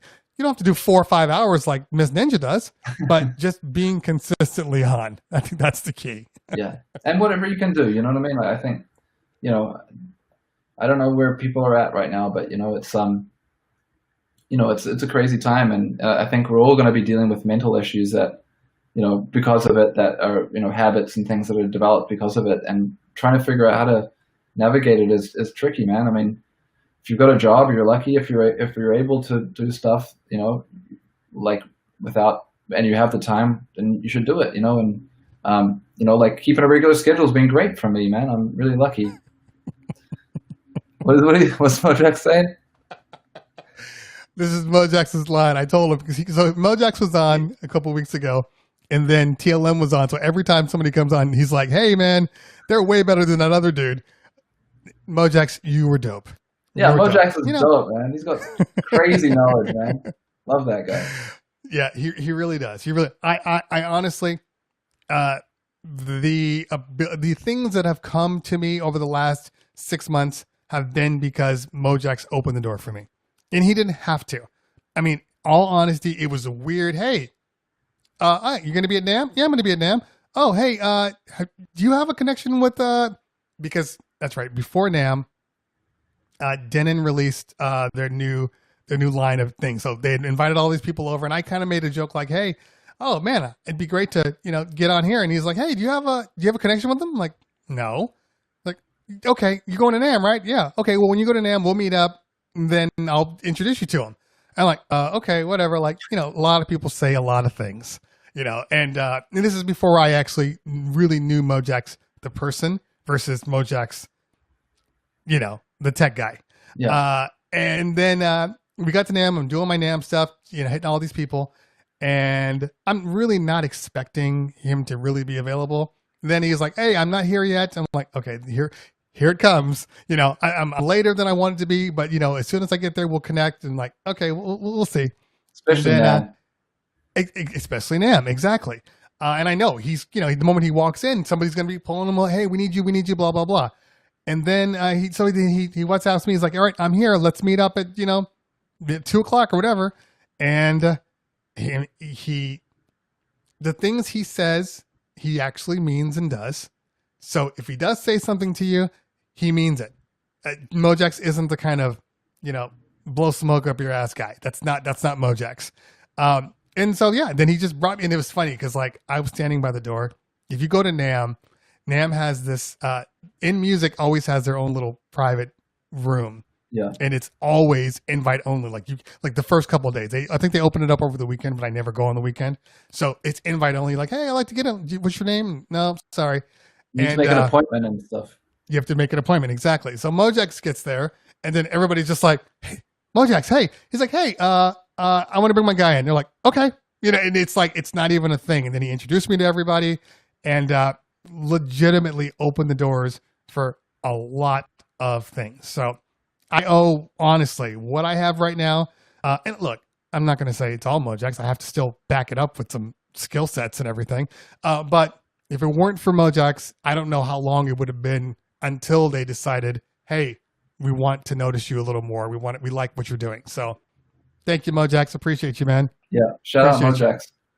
Now get a better internet connection so you don't drop. Because as you've seen here, Matt's been on the whole time. No issues. Full bars. We were on a call yesterday with Mojax, and the thing kept hanging up. He's like, "It's not me." Like, "Are you sure?" Oh man. We'll find a way. Okay. So God, we have talked a lot. We've talked about a lot of stuff here. Yeah. Before I don't want to keep you because I know you are busy and we have been going for a while now. Is there any questions for the people that are still on here that we haven't answered yet? So if you have some questions, throw them in the chat right now. We'll try to knock out as many more as we can before we let him go. And what's Mojax saying? Don't blame me. Don't jinx it. That's funny. Okay, so we're just waiting on it. Actually, I know that Escape had a question early on, and I screenshotted it. And then he says, I don't have a question. Oh, I'm TR8S super happy in with. Serato?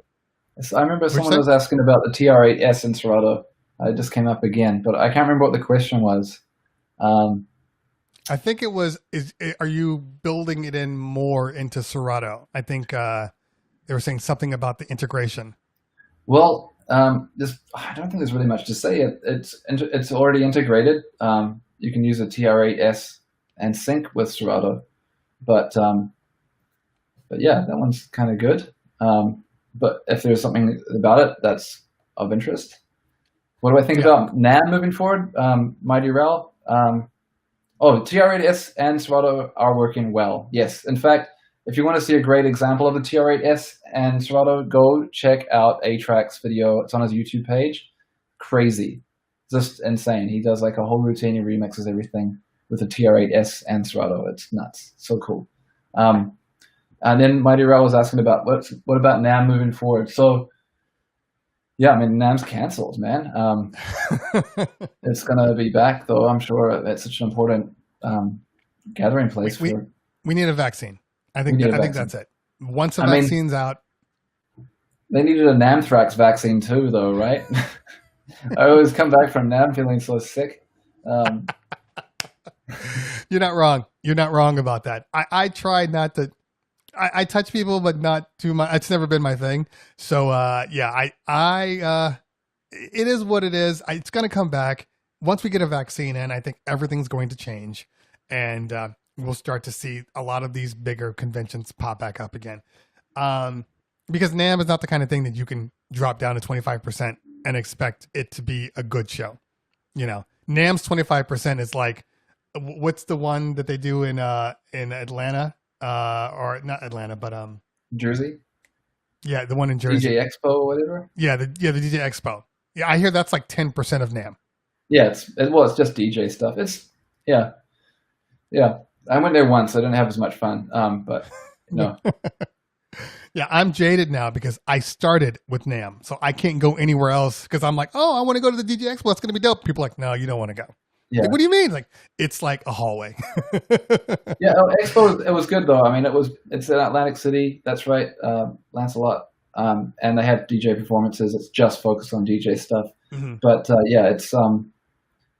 it's not as big as NAMM, but it is. I guess in some ways it's a bit more focused on DJing, and there's more like after parties that are more around DJ culture. So that's cool. But I only went once, and I don't think I can have a really good gauge on the whole experience. I think. Depending on the for year. all you DJs out there, I do want to mention the after parties at any of these expos, especially NAMM. Please stop having scratch shows. Like when I go to the club and because there's a whole bunch of mixers that you go to at NAMM, and you get there and it's legitimately 95% dudes just scratching just the entire time. Like there's no musicality. It's just scratching. So please stop that. I was really happy when I finally made it into the BPM Supreme show, and theirs was really good. They actually had DJs on DJing too. It wasn't just look at my skills.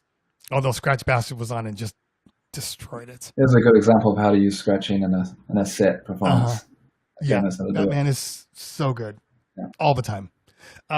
Okay, let's see. So, 9iron asked way earlier, should we stick with the audio interface for OBS, or the sound quality will be better or the same using the iShow plugin?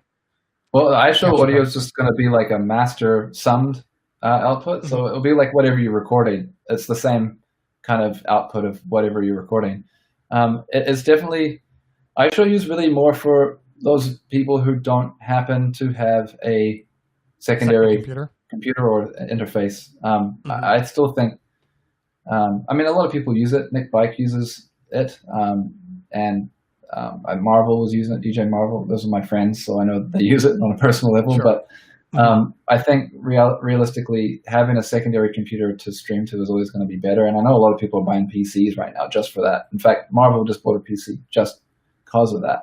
And And it's interesting, man. We're learning all sorts of stuff about computers and the streaming because, let's be honest, Macs are, they're good for certain things, and other things are they fall a little short. And PCs. If anybody was wondering where the Mac would show its weakness, it's right now. As great as the Mac is, I think when they start building their next computers, they're going to have to think about these things. Yeah. Because people are streaming now. we need these options. Well, yeah. One thing I'm really excited about, and I mean, I don't want to go I do have to go, but the one thing that's interesting is like the way Mac are going. From my understanding, it seems like they're going to try and merge the iOS and the OS experience together. That's awesome. That would be a fantastic solution because, having different code bases for different things sucks.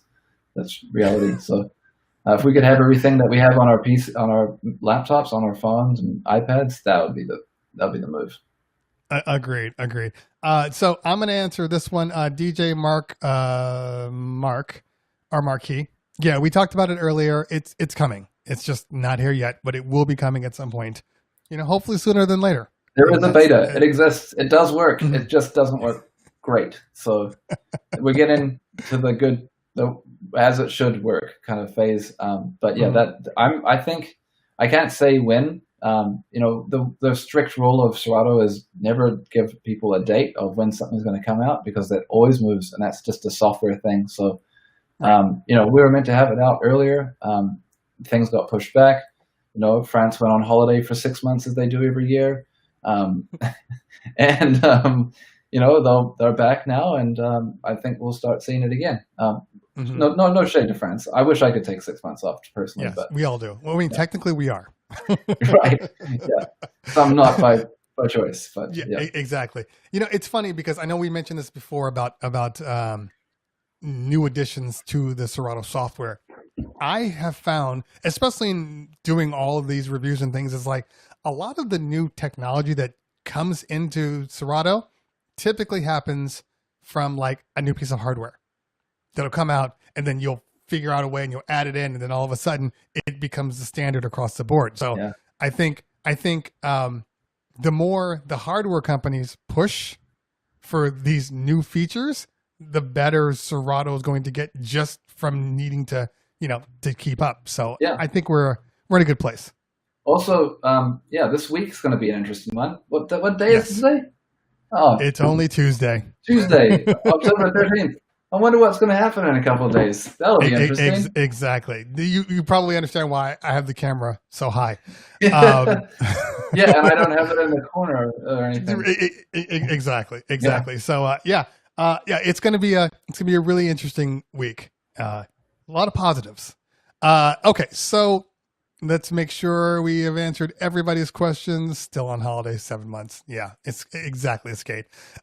Once again, everybody, just so you know, Escape will be on the show on Thursday, where we might be talking about a particular product.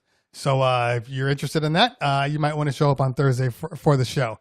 For everybody else, I don't want to keep Cut Corners, aka Matt, on the stream, but you have been fantastic.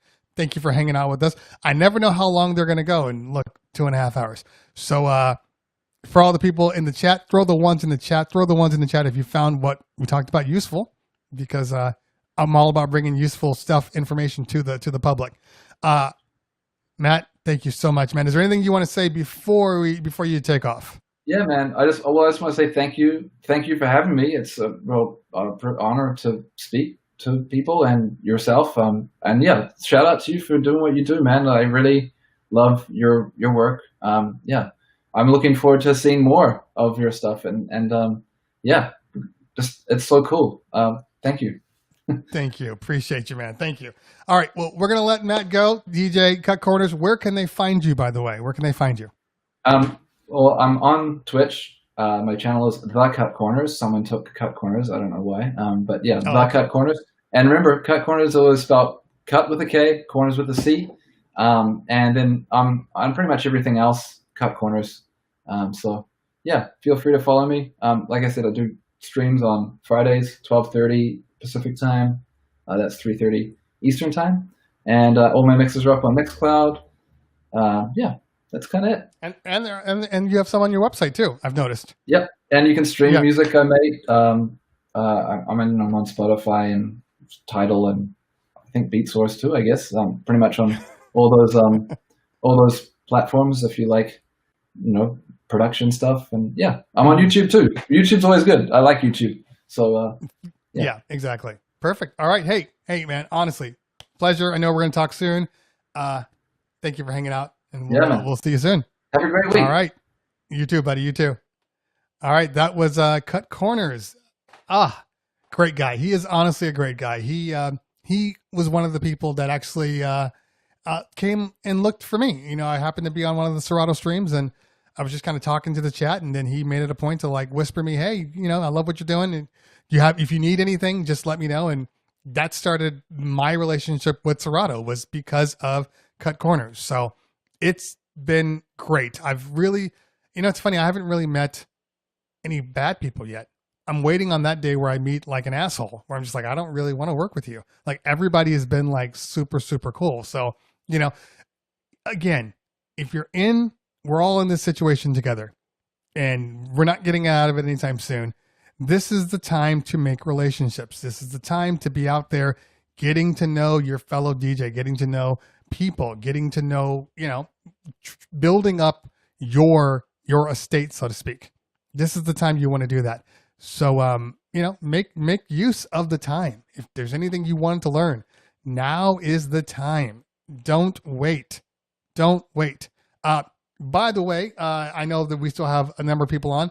Hey, I didn't do my normal spiel about ways to support the channel, and I should have done it earlier. But there are simple ways to support the channel, people, and that is by hitting that subscribe button on Twitch, like buying me a cup of coffee, because as we continue to press on, as we continue to make this great and invite people on, there's a lot of work that goes involved in this, and that is involved in this. And the ways that you can support are definitely by hitting that support channel, subscribing, throwing out bits, just being, just trying to help out in any way you can. So that's the way I'm able to continue to do what I do. So I appreciate anybody and everybody that is able to do it. That goes for the people on the YouTube side. That goes for the people, on the Twitch side. It's simple. Hit that subscribe button. If you're on the YouTube side, there's also a membership application there that you can get on. And, I'll never say no to bits. I'll never, ever say no to bits. So thank you. I appreciate you guys all for hanging out with me. Let's check out to see if we have any more questions that I need to knock out here. Let's see here. Let's not feel like we're in the dark here. Let's get some music up. All right. Island Boy, great job. Thank you so much. I appreciate you. Who else? We got Neely Wheelie in the house. Good to see you. Yeah, plus the time to learn. We are on every single day except for Monday. I've been taking Monday off just because it's a lot of work. So I've had to take Monday off because of that. I might get to a point where I bring it back, but DJ Sir Lancelot says, so what are we showcasing on Thursday? It's anybody's guess. I don't know. But I will tell you that, like I said, there is a reason that I'm shooting from the chest up and not below, because there may or may not be some things in here that I'm not allowed to show you. Diego Dundee, thank you so much. Appreciate that, fam. JMix in house, thank you so much. Appreciate that. I would love to see DJ pools in Serato like the streaming service. The problem is it doesn't really serve a purpose to be able to have the DJ pool in there, because, naturally, I would never want Serato or any application. I would never want them to be kind of the end all. Because when you have something that's trying to do too much, it's typically flawed in some way. So I'm okay having DJ pools kind of be in their own place. Plus, most of the DJ pools that are good have their own apps, so I can take it on the road with me. Listen, if I like something, I can add it to. If you're using BPM Supreme, you can add it to your little download crate and download it later. If you're using DJ City, you can literally, as long as your computer's up, you can just have it download automatically to your download folder, which is so cool. So I'm okay with that. I just want my streaming services, like somebody had mentioned earlier, I do want my streaming services to all be able to be used at the same time, because right now they can't all be used. It's in Serato, it's you can only use one at a time. So I'm hoping that on another update they do allow for us to use simultaneous streams, because I know they can do it in Rekordbox.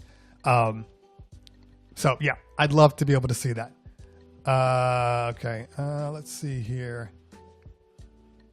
DJ Reese in house, thank you so much. Appreciate that. All right, I've been getting text messages the whole time, so I should probably look at that before I do anything here. Yeah, if my sound is off, it's probably because yeah, my delay is on, so I can't explain why. Besides the fact that I'm using new equipment right now, so those things happen. Yeah, I'll work it out today.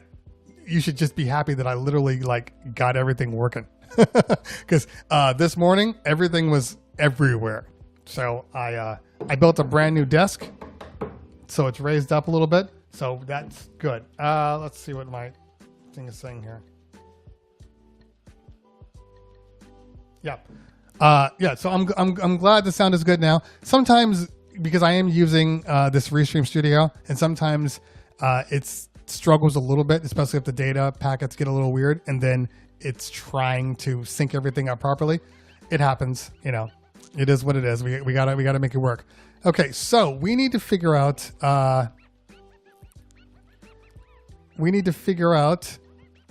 That's not anymore. Good, perfect. Yeah. So it's definitely just a streaming delay. It is what it is. Oh, we're hitting a hype train. Did we hit a hype train? All right. Well, we can't leave without staying in this hype train. We're on level 2 hype train, guys. Level 2. You know the way to do it. Simple ways. That's just, hit that subscribe button, throw out those bits, whatever you can to support. But yeah, let's see if we can get to a level 5 hype train today. Let's see if that's even possible.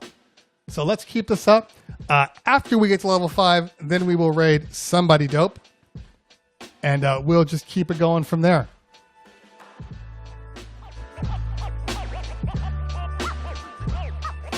All right, we are at 50% level 2, 50% level 2.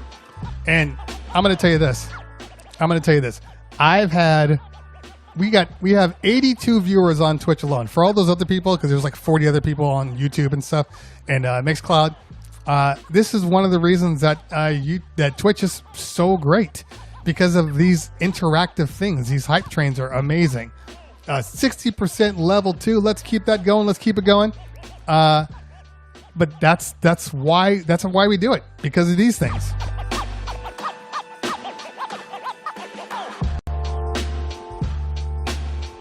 %, and don't worry if you don't have money, you'll get me on the next time. All right, we just hit level 2, 100%. We're on to level 3. Let's go. I need Gene Hoves. Let's go.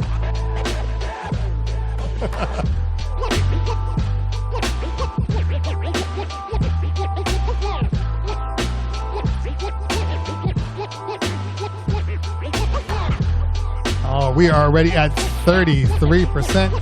33%.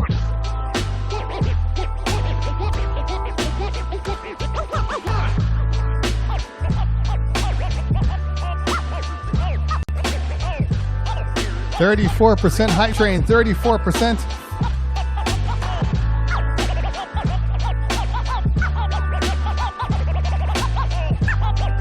%44%. That's what I like to see.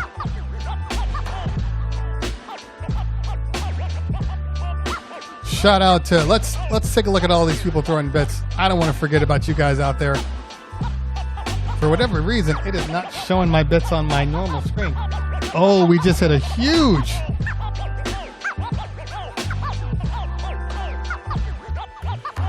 DZ smoking that thing with the gift sub. Thank you so much, man. Appreciate you.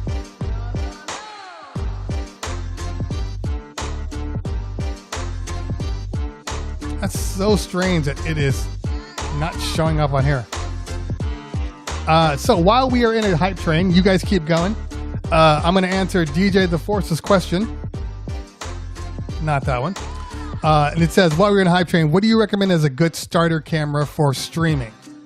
There's a lot of good cameras out there. The Canon M50 is a good, affordable camera.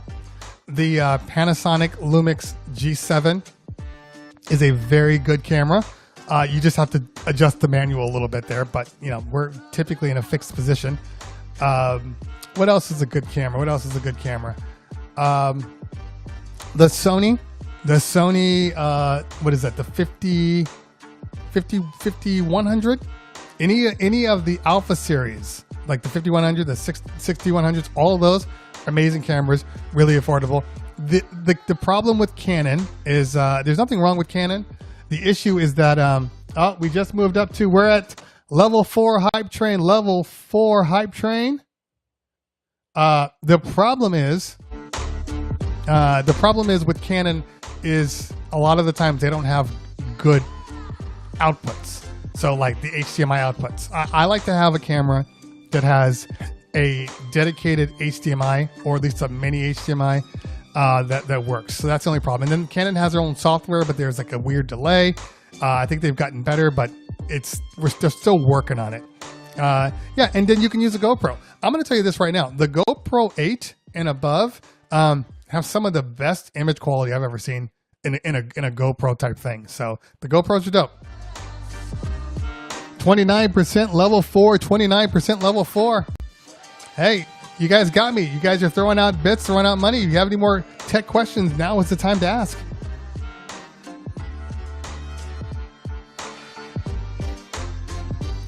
DJ Jono in the house, didn't see you there. 30%. We got 30% with 3.5 minutes to go. 30% with 3.5 minutes to go.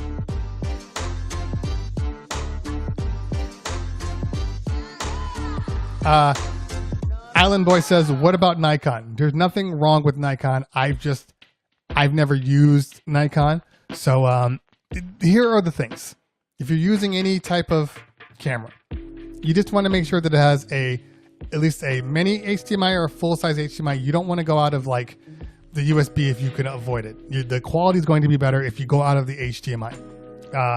And then after that, if you're going DSLR, the most important part of a DSLR is not the camera. Yes, it is the ISO that allows you to shoot in darker environments, but the lens is far more important, and that's what's going to cost the money. So you can get, like, if you're using a Canon, you can get what they call the Nifty 50, which is I think it's either a 2.8 or a 1.8 lens. It's a 50 millimeter lens. So basically you have to shoot a little farther than normal, but it's definitely a great lens. It's crisp, it's clean, and it does really, really good in low light. So a lot of times they have these kind of like cheaper plastic variants that do a really, really good job. That's that Nifty 50. Panasonic has one that's their Lumix 25, and that's a 1.7. So there's a lot of good options out there.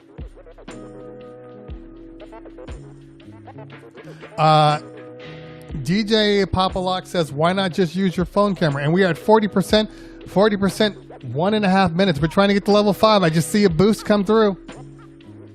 DJ The Force with the sub. Thank you so much. We are now at 62% with 1.5 minutes to go. 1.5 minutes to go, guys. We're trying to get to level 5. So the question is, why not just use your phone camera? And that's a very good question.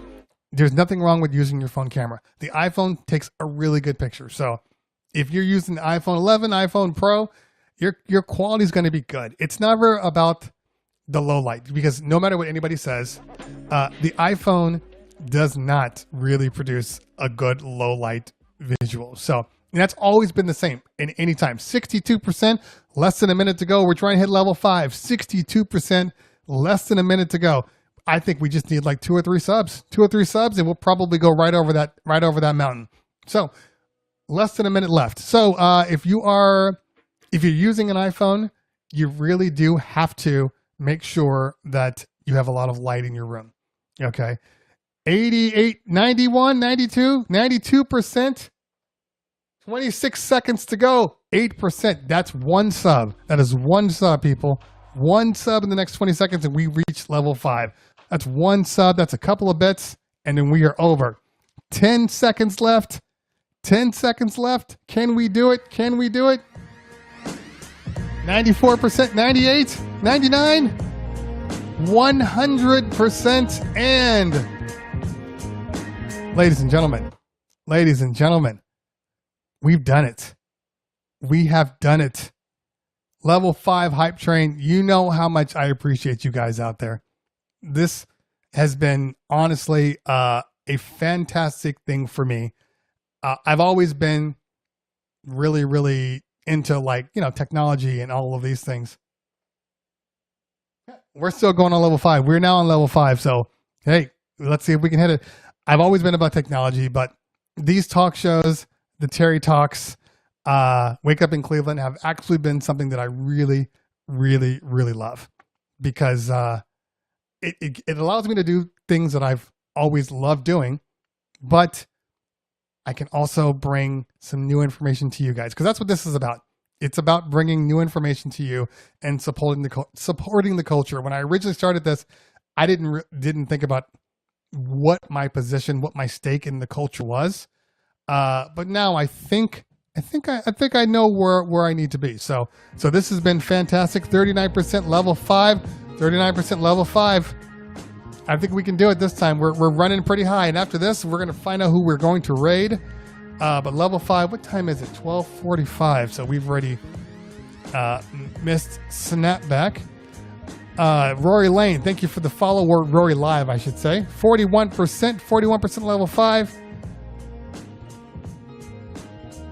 And what else we got here? Let's keep it up. 41%. If I didn't mention, DJ Paris Paul is in the house. He's been in the house. Even though he got here late, he's in the house. Appreciate you, fam. Thanks for hanging out. Raw DJs, what is going on? DJ The Force. Yeah, I might have. Raw DJs, thank you so much, man. I appreciate that. Stank Palmer, hey, man. Good to see you. Make sure you follow Stank Palmer. A lot of the things that I would normally play when I wasn't trying to monetize, I would play on this show. So Stank Palmer has some super, super dope edits that you need to get to. And Stank, you have a Bandcamp? I think you have a Bandcamp. You should have a Bandcamp. Make sure you follow him. Throw your Bandcamp link in there, just so they know where to go. 74% hype train. 2 minutes and 20 seconds to go. Disco Worm in the house. What's going on, man? Good to see you. DJ smoking that thing. I caught 916 Junglist last week with you, and at the end told you don't ever stop. Thank you so much. Appreciate you guys. Thank you so much. Yeah, I don't plan on stopping. By the way, ladies and gentlemen, we just hit our level 5 hype train. Level 5 hype train. Thank you so much. Thank you very much. Yeah, in all honesty, I don't plan on stopping. The only issue for me is I'm just one person. And it's a little hard to do all these things when you're just one person. So thank you so much. 157% over. I want to give a shout out. I know my people have given shots out. For some reason, I'm not seeing the bits being shown there, but I know my guys and my girls have told you guys what you've done, and it's an amazing accomplishment. Thank you so much. Let's figure out who we're going to raid right now. Let's see here. We're not going to raid. We need to raid somebody that's kind of just started here or been on for maybe a half hour or so. All right, let's see what we got here. Who are we going to raid? Okay, we got DJ Scene is on.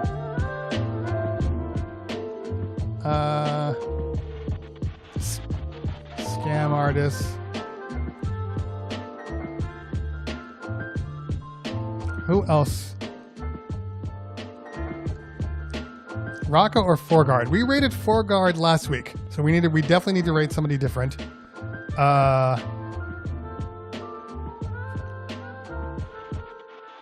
Marco Penta is just chatting, so I do want to give him somebody that's actually, that's actually DJing. Snapback will be done in 12 minutes, so I don't want to rate Snapback today.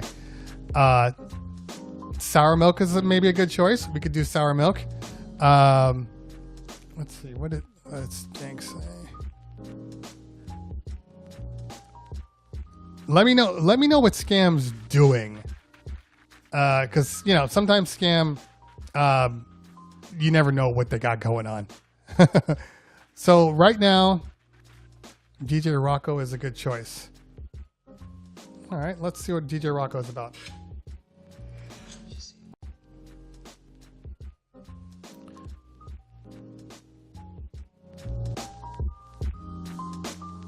+1 on Sounds by I don't know that one.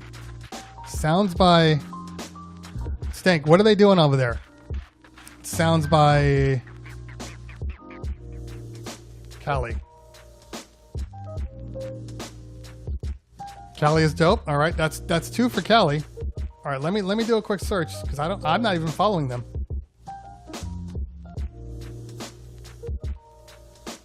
All right, hold on, let's do this. Sounds by Callie.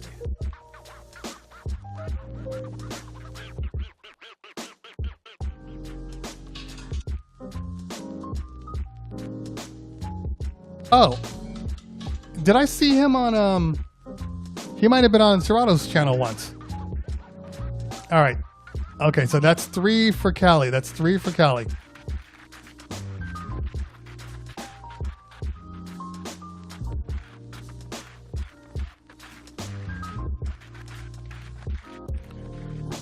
All right. See, this is one of those issues when you ask people. Everybody's got a thing. Out in BK used to throw a legendary party. All right. Future Beats. He's nice. All right. I'm getting 4 for that. Yeah, that's what I thought. All right. I love it. Everybody just, this is the problem. You know what I think what I'm going to do from now on? I think what I'm going to do is I'm going to have a poll with like 4 people, and I'm going to have it on like in the beginning.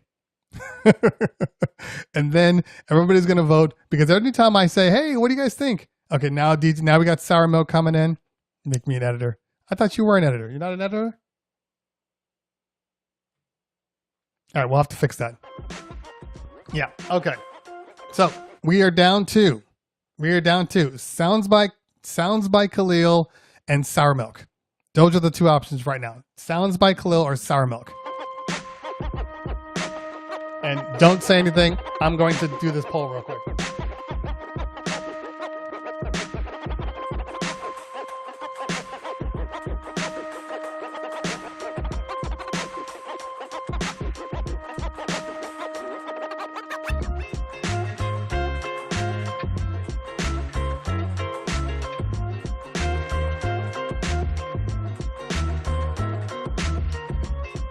All right, here we go.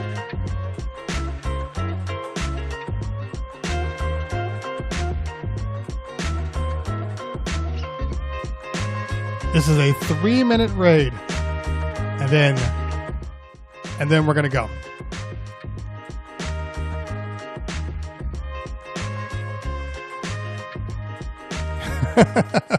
I know, Stank. I know, right?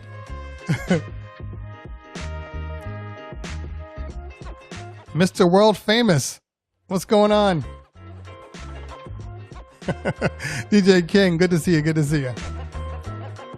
All right, Diego. Good times, pal. Good times.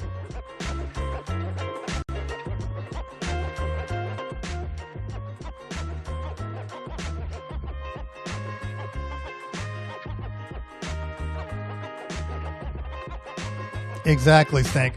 This is how you find people. You know, people get kind of stuck in their follows, and then they just go there and they just check out the music there.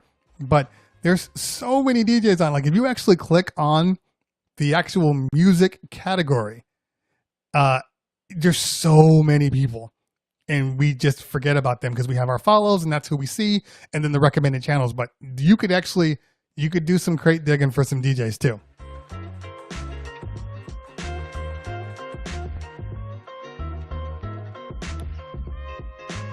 This is unbelievable. It is a deadlock right now.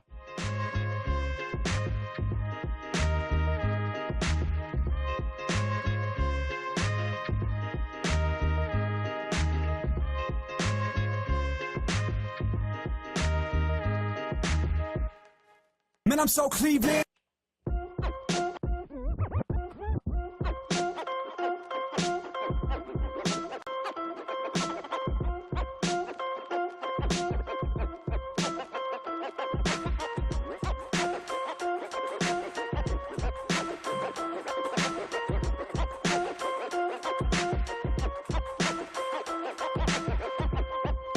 All right, it looks like Sounds by Khalil is taking it. We have a couple more seconds left, but it's 20-14. I don't think we're going to get that. I don't think we're going to get anything better than that.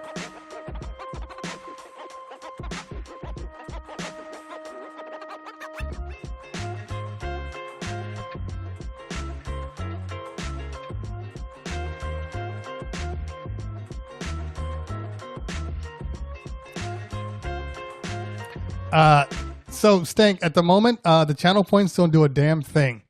But I'm working on it. I'm thinking I need to get my exercise on.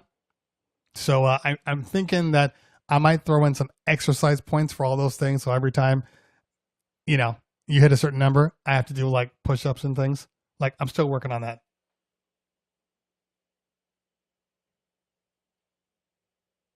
All right, let's start this raid up right now. Make CT dance. That's not gonna happen. But I will do some workouts. I will do maybe some chin-ups. El Connors, thank you so much, fam. Appreciate you. Let's get this raid started. And by the way, for all you people that are wondering, make sure that your raid. Did we already start the raid?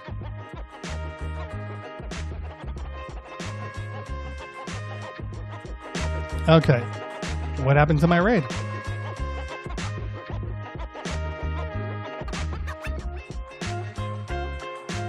Never mind. Looks like I've already moved over.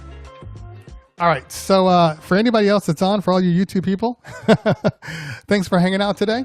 I'm going to head over to where my people are and the raid and go from there. So we'll see you guys. I'll be on tomorrow. Just maybe DJing. But definitely will be on Thursday with Escape. So guys, see you soon. Peace out.